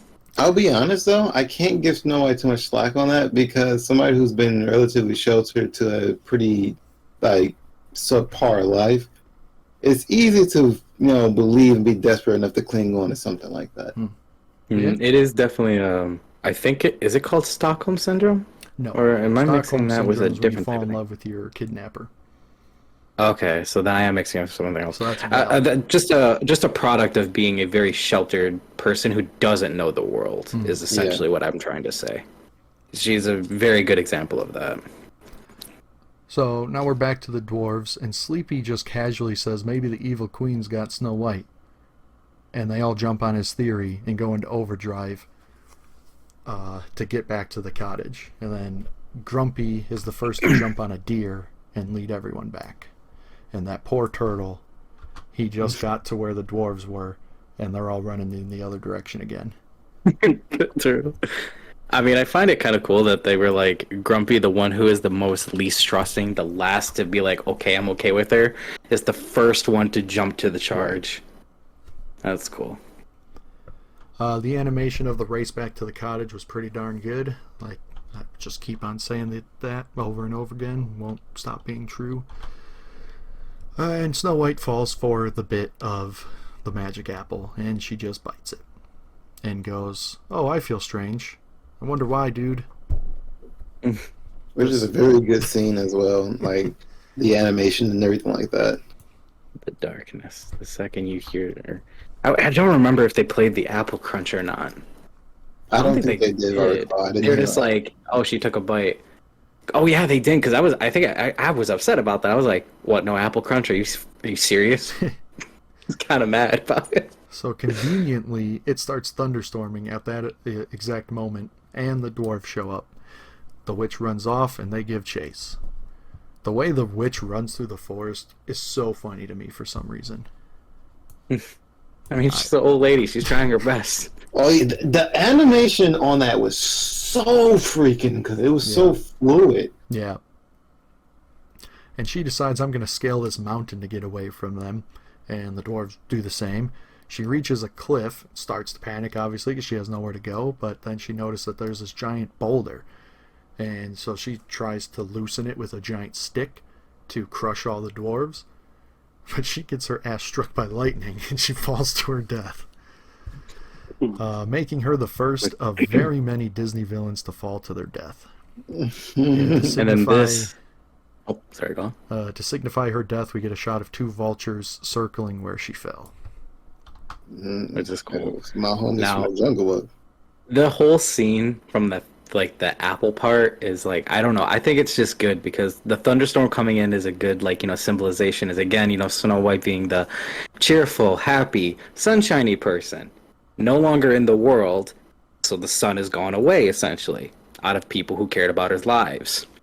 Right. And then with the witch, well, the evil queen, I should say. Well, she was a witch too, so it both works. Her dying, she never tried to change back. Right. She viewed being the fairest in the land was all about her beauty. So And when she she died changed as a herself to witch. ugly, she died as the ugly witch, matching how she is on the inside. Wow. So even at the end, she never got to be the fairest of them all. She never got to go back. Never got to change back. Good God, point. how goofy it is. Died how she was on the inside. Deep stuff, man. I don't know. I thought it was really good. I was Yeah. like that a lot. So then we cut back to Snow White laying on a table or something, and the dwarves are crying, grieving over her, including Grumpy. And this is not where they reveal that, but they say that she's too beautiful to bury, so they put her in a glass coffin in a field. And they If put it she in was words. really dead, she wasn't going to be beautiful for much longer. No, that was gonna that Terrifying she should have sight to been see in the rotting. woods. They were gonna bury her after that happened. I'm like, whoa, whoa. Be like, oh, I guess the beauty is gone. Never mind. Put it away. So we get a rundown of what happened. We get text on the screen of what's been happening since she quote unquote died. And apparently the prince has been searching far and wide for this girl that he sang to that one time, and heard that a girl was laying dead in a box in the woods, and he thought, that must be her. Beautiful lady and a beautiful dead lady in a box. That's my girl. That's I'm gonna go get her. Sounds just like her. Yeah, it is a little strange how he decided to connect those two dots. Mm-hmm. So we get a shot of It Snow doesn't White. even stop being strange. We get a shot of Snow White in her glass coffin and a reprise of one song that he sang at the beginning. The dwarves are mourning her, placing flowers, and Creep Boy shows up singing. He walks right up to the girl who everyone thinks is dead at this point and kisses her. The dwarves also do nothing to stop this man from violating her corpse. Yeah, like, can I just say, this man openly chose to go over to a dead body and say, "I'm gonna kiss it." It was a different time. No, that's a dark time. Luckily for everyone, turns out that actually that is exactly what was needed to wake her up. Snow White wakes up, everyone starts celebrating, she gives all the dwarves kisses again, and rides off with the prince, leaving her friends behind forever. We end on a shot of the prince and Snow White in a field with a beautiful sky in front of them, and then the prince's castle appears in the clouds. We zoom in on the castle, and we're back to the book that started the movie with the text, and they lived happily ever after. Straight beautiful. And You that know, was great. I paused there, and I was like, "Wow!" Like that castle, it was like the golden castle in the clouds, right? I was like, "Does that really mean like she died, but So, he was like, you know, what brought her to heaven?" Oh, Let me tell you snap. something. We're jumping right into Belle's fan fiction section, because Belle's a big bookworm, so she obviously dives into fan fiction. So we're diving into the fan fiction section. This is where we're going to talk about fan theories. So, the one that I have is that Snow White was never woken up by the prince. The dwarves don't see anyone. They work in the mine all day, every day, so how would anyone outside of them know what Snow White is, or what happened to Snow White, and where she was? Mm. And say they did tell someone, and someone happened to find them, or find her. There is no email or phones back then, so by the time the prince found out, she would have died from starvation or thirst at some point. I mean, you can count this out with magic or whatever, but Well, I think But she actually why- is supposed to be dead. Not like supposedly dead. I think her body is lifeless. Yeah. Like, it doesn't breathe or anything. Hmm. So they had her in a glass coffin. I mean, she would have why- suffocated just in that. yeah. Why is the prince's castle in the clouds? Because she is riding to his kingdom in heaven. Yo, that's layers. See, when I first saw that, I thought it was, you know, her original castle, because the evil queen is her mother, right? So when she was there, again, this thing looked like Dracula's castle. It was on the edge of a cliff. It was all dark. It was no happiness, no sunshine at all in sight for this castle. And with her gone, her and the prince riding towards it, I thought that was the same castle, and I thought that the light behind it was supposed to show that, you know, it's like now happier now. You know, it's not as dark anymore. That's a very good point, because, well, I don't know. I don't know where he's I mean, from. she was princess, exactly. Yeah. She was princess, and now queen's dead, and she's the queen of the castle, right? Right. Mm-hmm. So with the Belle's fanfiction section, one thing is that after I tell you guys the fan theory, is you guys decide if that is headcanon or not. So do you guys believe that what I just told you is the canon of the Snow White fairy tale, or not? Because I do. After Mike threw the whole, like, after the queen died, it's like a darkness left the castle as Right. the queen's influence and hold was over that area. Like, hearing it that way also makes a ton of sense. Right. So, like, both theories are extremely good. And I can't really say which one I think is more canon.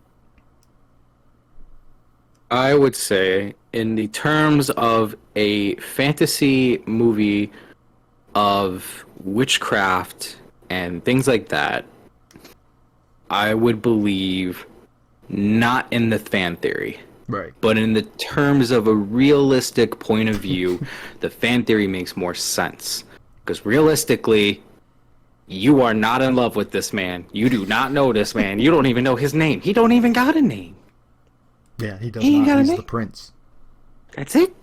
Dang. See, do you ever think that they animated it, that they wrote it as such on purpose? Ooh, to get people to start For thinking and the brainstorming? ending to be vague, to be interpreted by each individual? Absolutely. Because they could have just wrapped it up. They could have spelled it out. I mean, they did to an extent. They lived happily ever after. You know? Yeah.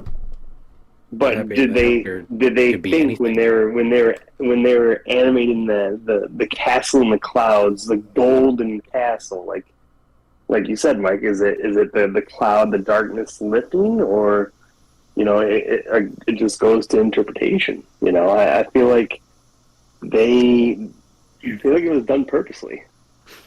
I actually would really, I'd really like if it was done purposely, because it just makes it a lot more interesting than what it is if it is just something at face value. That's why I like Gives the it more to symbolism talk of the light and darkness in different scenes with the movie, because of the symbolism behind it.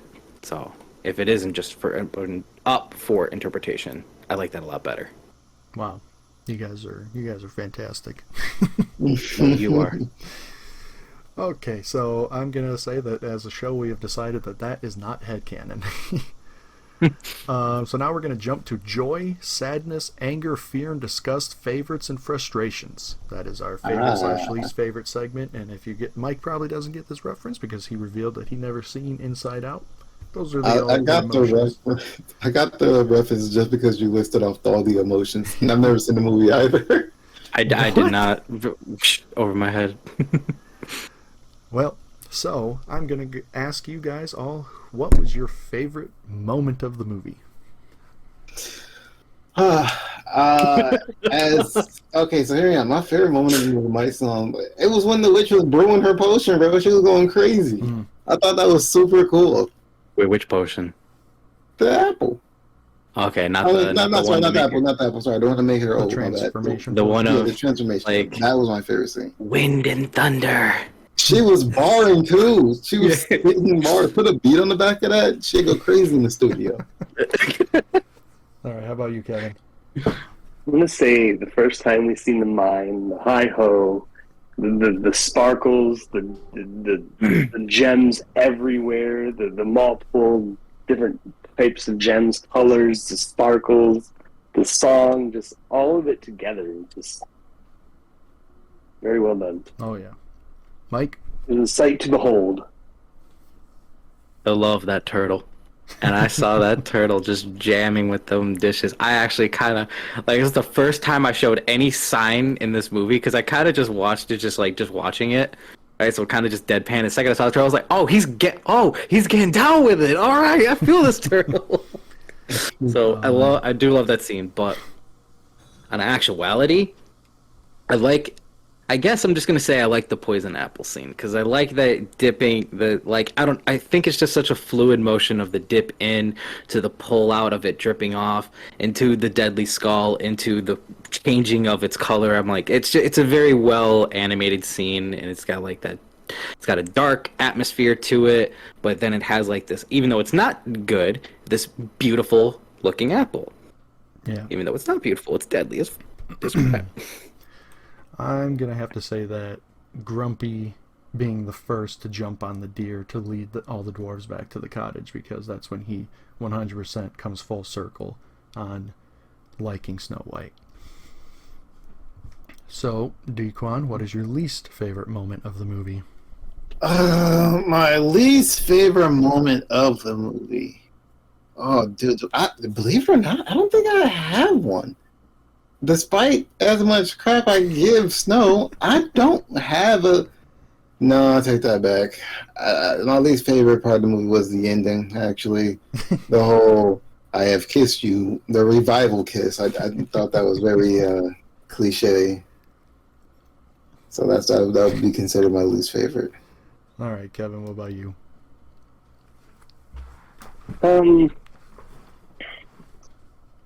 I think my least favorite part was, I want to say, the first interaction with the prince. That's Only good. because, like, there's so much unknown and untold there. You know, and it leaves too much to Right. guess on. You know, like, do they know each other at all? Obviously, like, she's scared of him. Why is she scared? Do they have history?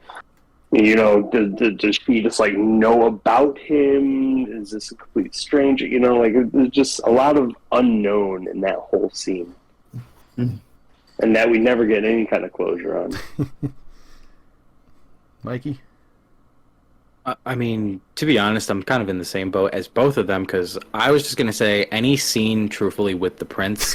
Because the way I view it is if you take the prince out of the movie and replace the true love's first kiss with, let's say, when they go to put her in the coffin at the end, all seven of the dwarves kiss her because they do love her. Mm-hmm. They bring her back to life because they truthfully do care about her.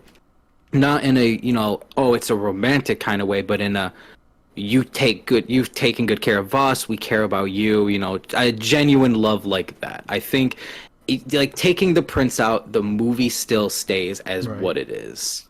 That's true as hell. So I'm going to agree with Mike and Kevin that the first scene with the prince is the worst. Like, the song's terrible. He's terrible. This man's a criminal. He broke in. So, DeQuandrick, what is your favorite and least favorite song? Well, I mean, you just kind of named my least favorite song, and my favorite song is when they were cleaning in the house. I don't know the name. Whistle but While You Work? Yeah, I kind of vibe with that song a lot. I ain't gonna hold you, bro. All right, Kevin? Oh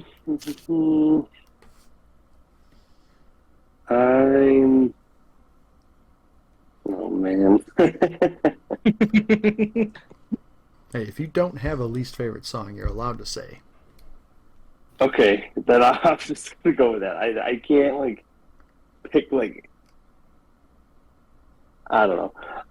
Favorite song, I really like Hi Ho. Mm-hmm. Mikey? So wait, this is for favorite or least favorite? Both. Both. Oh, it's for both. Okay, least favorite, that Pie song. Stay or go, it changes absolutely nothing. Very good point. And as far as favorite, there's three, and it all deals with the dwarves, right? Because Ho Ho is good, Hi Ho. or Hi It's Ho. not Santa Claus. They can look like Santa. You put them in red, it's the same thing. The silly song, I actually really like the silly song. I'm not gonna lie, that was catchy. I actually caught myself kind of like like bobbing my head with it and kind of foot to add that. I'm going with that one because that one I actually was like, I'm getting into this. So I'm gonna go with the silly song. I like it. Obviously, my least favorite song is the I'm Wishing /One song from when the Prince and Snow White meet for the first time. Terrible Whack. song. Whack. But my favorite is Hi Ho, because Hi Ho is great. It's Ho High. DeQuandrick, favorite and least favorite character?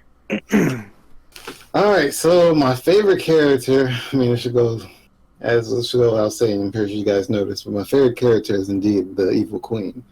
My least favorite character is the freaking creepo who's supposed to stab her, because, bro, why did you, Huntsman? chicken out? Yeah, Huntsman, why would you chicken out, bro? You had a mission, follow through with it. Wow. Kevin? My favorite's got to be Dopey, because Good even choice. without speaking through the movie, he has so much character. Oh, yeah. Least favorite is the Prince. Yeah, Prince kind of buns. Yes. So favorite character, on a little bit of a joking side, is the turtle. I loved the turtle. The turtle was great. Man. Just a great character. Unjokingly, actually would say I like Grumpy. I think Grumpy's like, just kind of a good character because he has like he's like one of the only characters in the whole movie that has a character development. Mm-hmm. So I like him for that. And as far as least favorite, Kevin already took the prince, and I agree. Don't like the prince either. So I'm gonna go with the second least favorite, being Snow White herself. So when I was watching these movies on my own, trying to figure out who my favorite character was, and I was ranking every character in every movie, I have the prince at the bottom, Snow White at the second from the bottom, and then the huntsman above them. So obviously the prince is my least favorite. But my favorite is, like you said, Grumpy.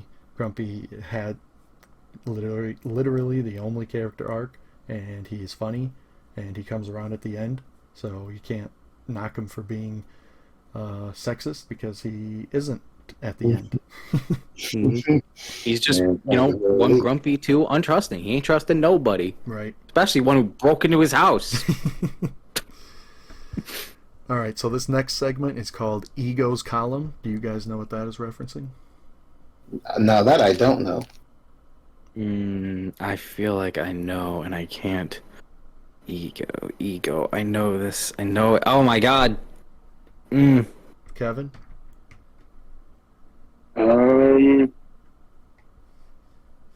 It's a villain. Ego. Isn't it? No, I don't know right now. Anton Ego, the food critic from Ratatouille. Oh yeah. Oh shit. Wait, actually, I don't think my brain was on that track. Never mind. I was thinking in the lines of like a villain of some sort, like oh, never mind, just a villain. Yeah, there we go. So this is the segment where we will rate the movie. All right. So we have 10 categories that we will rate out of 1 through 10, and then add them up to get the score out of 100. So let's try to get through this as quickly as possible because we are at 2 hours and 10 minutes recording. It's okay, technically, this is only our second time. We'll get faster as it goes along. We're still figuring things I'm trying out. to pull up the doc so I can see the thing, but my I computer is... I actually have it on my phone, Good job. and I wrote it down as well. So, do you want me to say it, or do you want to wait till you get the doc? Jeez Louise, come on. Rating system, here we go. Alright, so, Taquandrick, your categories are storyline / plot. Alright. Visual. Okay. Alright, so storyline / plot. Okay, so it was cookie cutter. It was straight to the point, not too many twists and turns. So I would give this like a 7, because a 7 I would say is relatively, it's good, it's not bad, and I'm trying to rate it around the time that it was in. Like there could have been more going for it, but it was a good basis. So I would give it a 7 for storyline and plot. So visuals, let's just go through everyone with these. Unless do you guys want to do all 10 individually, or do you want to do one at a time individually? Just have each person do each of theirs. Go down the line, and then. So the Quandric characters is next.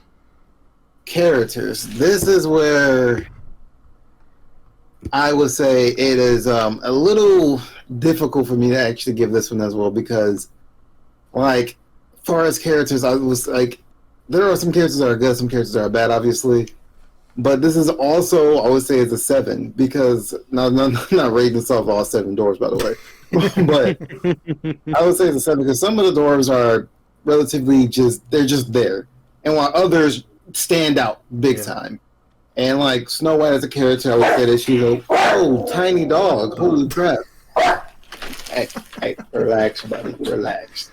But yeah, for Snow White is like a 5. She's not terrible, but she's quite average. The prince is a 1 and whatnot. The evil queen, I would say she is. I want to say she's like a 7. She's not that high either. Grumpy, obviously that man's a 10.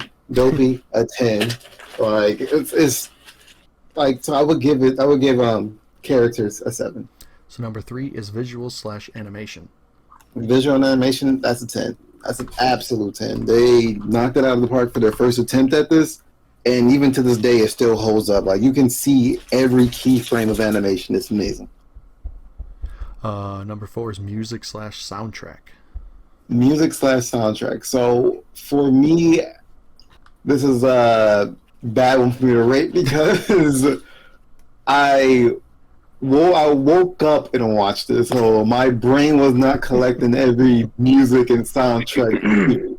So for music wise, there's only two songs I like, and being the Whistle While You Work and Hi Ho. The rest of the songs I don't like at all. But the sound cues on like events happening, such as the chase through the woods when she's running away, and then the chase where the witch is running, and then when she's brewing her potion, the apple and everything, like it adds to it. You can feel the intensity of the situation. So I would give that music and soundtrack about an 8. Okay. Emotional impact. All right, I'll be honest with you, a 0. I felt no emotion from this. I was not 0. I'll say 3. I felt no emotion, like emotional impact, outside of like a sense of like Laughter. Some laughter and some fear. Like laughter and fear is the only thing I really got from it. Like, and I wouldn't say fear, more like anxiety, like the situation that was taking place. But laughter mostly from the dwarves. Right. Message slash theme. I have no idea what the hell the message was supposed to be here. Like, the theme of it, like, I don't even know. Like, what was it trying to tell us? like, only thing I can say that it was trying to probably tell us is like, yo, like, you know, I don't even know. Like, random people are nice. Like, random people are nice and kiss random people on the lips and they will bring you happiness. Like, this is actually a 0. I would give this a 0. The theme was bad in my personal opinion. Like, the message was garbage. I'm sorry. The humor. Humor, I would say was a solid, like, it was a 5. Because the only, like, I would like to have gotten humor out of all the characters, but I only got humor out of, like, you know, I would say maybe like 2 or 3. Originality. Oh, that's a 10. Yeah. That's a 10. Like, I know the brothers Grimm had their own take on it.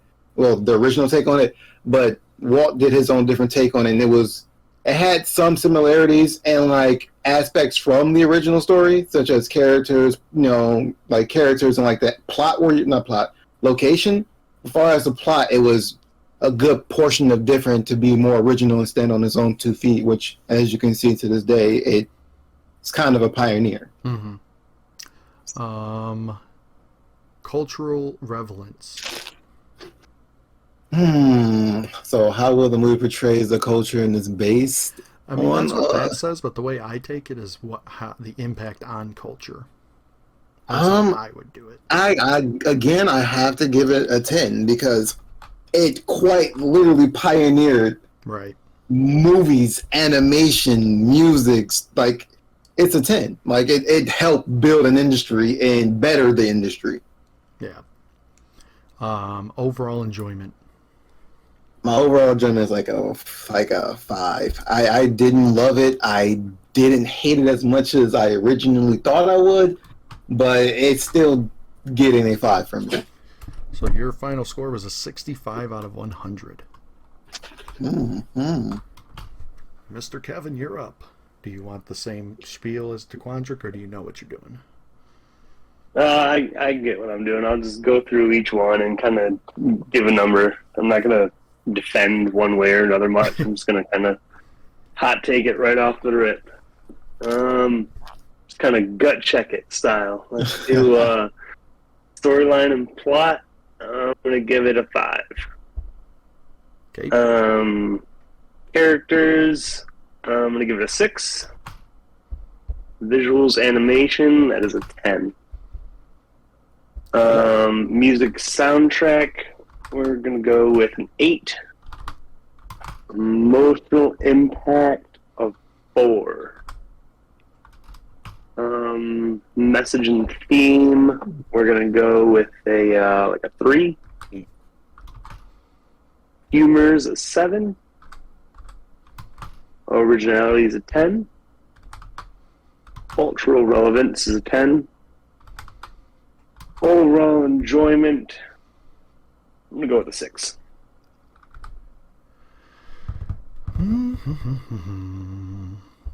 1, 2, I 3, believe 4, that's it, 5, right? 6, 7, 8, 9, 10. You have a score of 69. I missed something on my sheet, but whatever. It's a score of 69. Very on brand for Kevin there back in his high school days. His favorite number. Michael. All right. So, for storyline and plot, I put. What was this? Quality of the story. Yeah, I put a 6. I mean, it flows fine. There isn't really any slowdown moment, but the story is just very, very basic at its core. Mm-hmm. But it has a good flow to it. There isn't really any true slowdown moments where it's like, okay, this is dragging, or okay, I'm gonna look away, or anything like that. I would say so. I say 6 for it. As far as characters go, I put a 5. Because all the characters are one-dimensional. You know, they're just exactly what they are. There's no real change. Other than Grumpy, which kept me from giving this a 3. And the turtle. Turtle gave it an extra point, too. Visuals and animation, I gave it a 7. And I gave it a 7 because it was, you know, at the time, it is good. But as far as how it holds up to nowadays, is it doesn't, you know, stand out as well. It's very well animated, which is why it will be above a 5. It's above the middle point. But as compared with a lot of other stuff, as of today's age, it looks, you know, it's basic. Yeah. It has the basic animation. But it has the respect of what it went through before, which is why, again, goes above the threshold. Music and soundtrack. Again, I was not the biggest fan. There's a few songs I liked. Others were just okay. I gave it a 4. Nice. And this one, I'm a little bit different than these guys. Emotional impact, I put a 6. And it's because for a lot of it, I felt a lot of stuff. Like, again, the scene of her running through the forest, having the panic attack. I was like, I could genuinely feel that almost. The freak out she's having to, you know, deal with. The thoughts that are got to be running through your head. Right. Your mother wants you dead. Literally, you stabbed and had your heart cut out by your own mother. And it's like, that's just that realization while you're being told you have to run because she won't stop. And I was like, I could feel that generally through that part. And I was like, that actually kind of gave me, like, you know, like an empathetic feel for that scene. And then also, again, like all like the dark, like, scenery in it between, like, you know, her being good and then all the other characters who technically have to do something bad in those dark moments. You know, even the scene with the huntsman, you know, you gotta think what's going through his head. He was not okay with it from the second he was told about it. And in his head, it's like, I have to go, I have to stab her, I have to kill her, I have to go through with this. You know, it's that panic you'd have rushing through your head. So I was like, I could generally kind of feel those moments. Other than that, there wasn't really a whole lot of anything else. So that's why it's just at a 6 for me. Message and theme, I put a fat 0. What was the message? What was the theme? Right. Don't trust people? Wait, like, I'm confused. Break and enter to people's houses and they'll let you live there? I'm confused. Humor. I put a 3. The Wow. turtle. Honest to God, I was like, generally, at best, a couple chuckles. They were enjoyable scenes. They're very enjoyable to watch, but they didn't really make me laugh, and I didn't really feel like a humor in it. The turtle got a good chuckle out of me, which is why I went up to a 3, because it was originally like a 2. Because I was like, I didn't really laugh truly through the movie. Right. Originality. I put a 5. It's so. Again, it's because it says how well does it stand out among other Disney movies. So I thought about it. Okay, so I'm taking everything in of it. Its visuals, its plot, its characters compared to everything else. It does not stand out as like originality at all. It's very cookie cutter. It's very basic. It's very like just simple fairy tale story. But it is good. It's not terrible. And it's why I give it the middle ground, you know? because it also is the first one. You know, you can't be too harsh on the first one comparing it to as nowadays, as years have gone by, and they've had many different writers. You can't like hold it too far against it. So I give it the middle ground for it. Cultural relevance. I actually gave it a 10 because it does not do any injustice to the source material from the original tale that it got from. It does not do it wrong in any way. It does it very well in a way that can be enjoyable for, I would say, any age who wants to, you know, like see or hear about the tale. And at the time, you know, it was like, you know, Dino said, revolutionary for what it did at the time, what it paved the way for. So give it all its respect. I give it a 10. And as overall enjoyment, 6. Just, you know, wasn't terrible, wasn't great, but it didn't lose my attention, so it gets 1 point above being in the middle ground. So 6. That makes you at a score of a 52 out of 100. Damn. So DeQuandrick and Mike, you guys did enough of explaining to where I don't think I can add anything. So I'll just do what Kevin did and just run through it. So storyline and plot, I'm giving that a 3. I don't get the storyline. I don't get the plot. Characters, if it wasn't for Dopey, Grumpy, and the Turtle, there would be nothing. So I'm giving that a 4. Visuals and animations, I'm gonna give that a 9. I was gonna give it a 10 until Mike gave his spiel on how it isn't holding up well, which makes sense. Music and soundtrack, Hi Ho is pretty much the only song that I like from this movie, so 4 is what that's getting. Emotional impact, other than laughing, there was no emotional impact on me, so that's getting a 2. Message/theme, same as all you guys. There's nothing here. 0. Humor, it was all decently funny. I'll give it a 5. Originality, I get what you're saying, Mike, but I have to give it credit for being the very first movie and give it a 10. Cultural relevance, I have to give it a 10 too, because just how iconic this movie is. And then overall enjoyment, 4. I got nothing there. So let me do that math real quick. 9, 4, 2, 0, 5, 10, 10, 4, a 51. Jeez. Oh, you went 1 point below me. I thought I was going to be the biggest one, or the lowest one for this. So even with Kevin on how highly he spoke of it before this episode and during the episode, his wasn't even that high, which I was shocked about.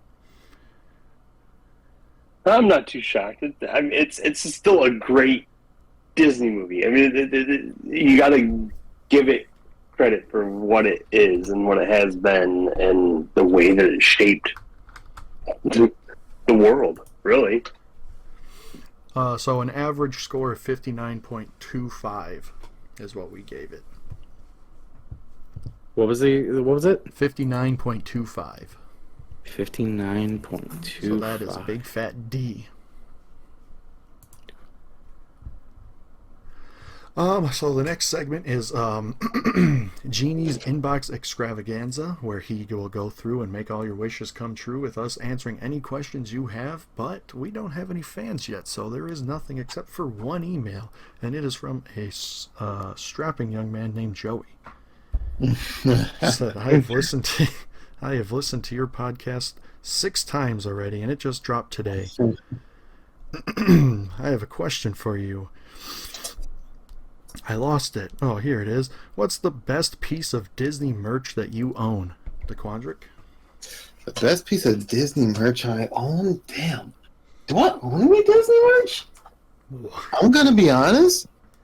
I don't think I own any Disney merch. I know you have a Belle. You have Belle stuff.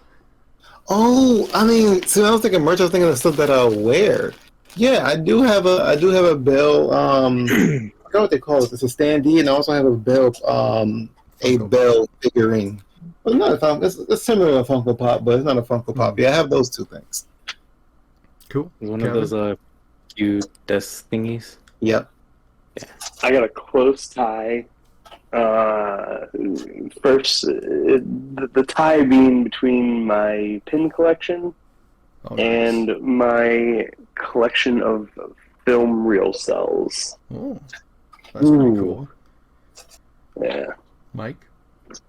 Okay, this might be cheating. I don't know. But mine has to be my authentic, license-made Keyblade that they actually made. Lights up, makes sounds, and everything for it. Has a Disney brand on it. Yeah. It is Disney. From Kingdom Hearts. Yes, it is from Kingdom Hearts, the authentic Kingdom Key. I'm trying to find the actual name of it because it has a name. Oh my, it's like I don't think it's Bandai, but anyways, it's the authentic one that lights up, projects the actual keyhole on it, and everything like that. That's probably my biggest Okay. or my best.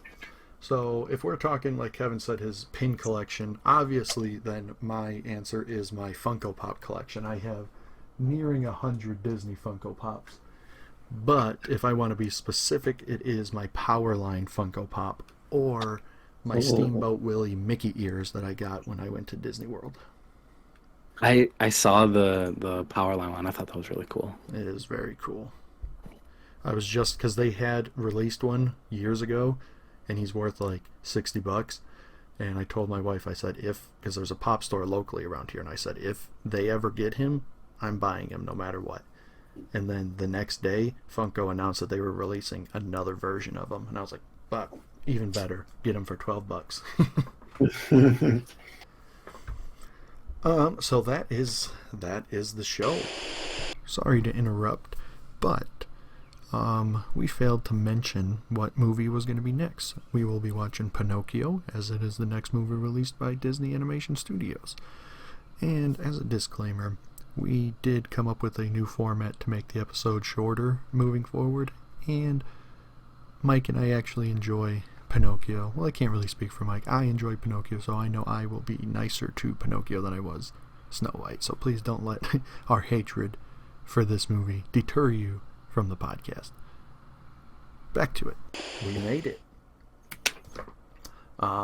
So as we ended the episode 0, we will tell everyone where they can find us. You can email us so that I don't have to come up with a question on my own at the end here at themagicofAnimation@gmail.com.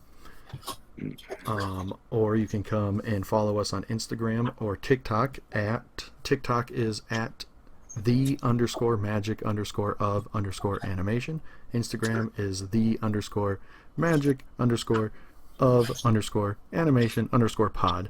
And then I believe, Mike, you made a YouTube for us today. Yes, Is the it video. just The Magic of Animation? It is the official name for the channel is where. Why isn't it? There it is. I put it as the Magic of Animation podcast, but you can find it with youtube.com/the Magic of Animation. That should be working as the link because the @ is just the Magic of Animation for it. So if you want to ask us a question or anything, just email us at our email or comment on any of our socials, and I'm sure I will see it and I will bring it up. DeQuandrick, let everyone know where they can find you on the socials. And lastly, you didn't mention your Twitch channel. Do you not Twitch? Do you not stream? I don't stream consistently enough. So I'd rather not send people to a non-consistent thing. While on Twitter, I'm consistently retweeting and stuff and that. So you can find me on Twitter at DinoMon. All right. And Kevin and Mike, I'm assuming you guys still aren't. Nope. My message still applies. Just everyone watching, please follow Dino on his stuff, follow Joey on his stuff, and follow everything for the podcast. I really appreciate that. Beautiful. It'd be great. So then you can find me on TikTok at People Call Me Joey. I don't think there's any underscores. I'll pull it up real quick. There are underscores. People _call_me_Joey. And I try to post every day, so give me a follow. Follow it. Follow it. Do it And now. that brings us to the end of the very long podcast. And they lived happily ever animated. Thank sure you, you follow. everyone. Follow them on their socials. Do it. Do it now.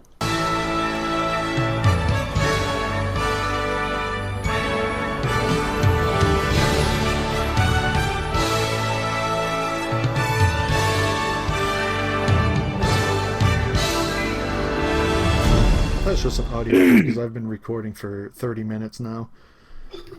Well, that's awkward. No, I'm kidding.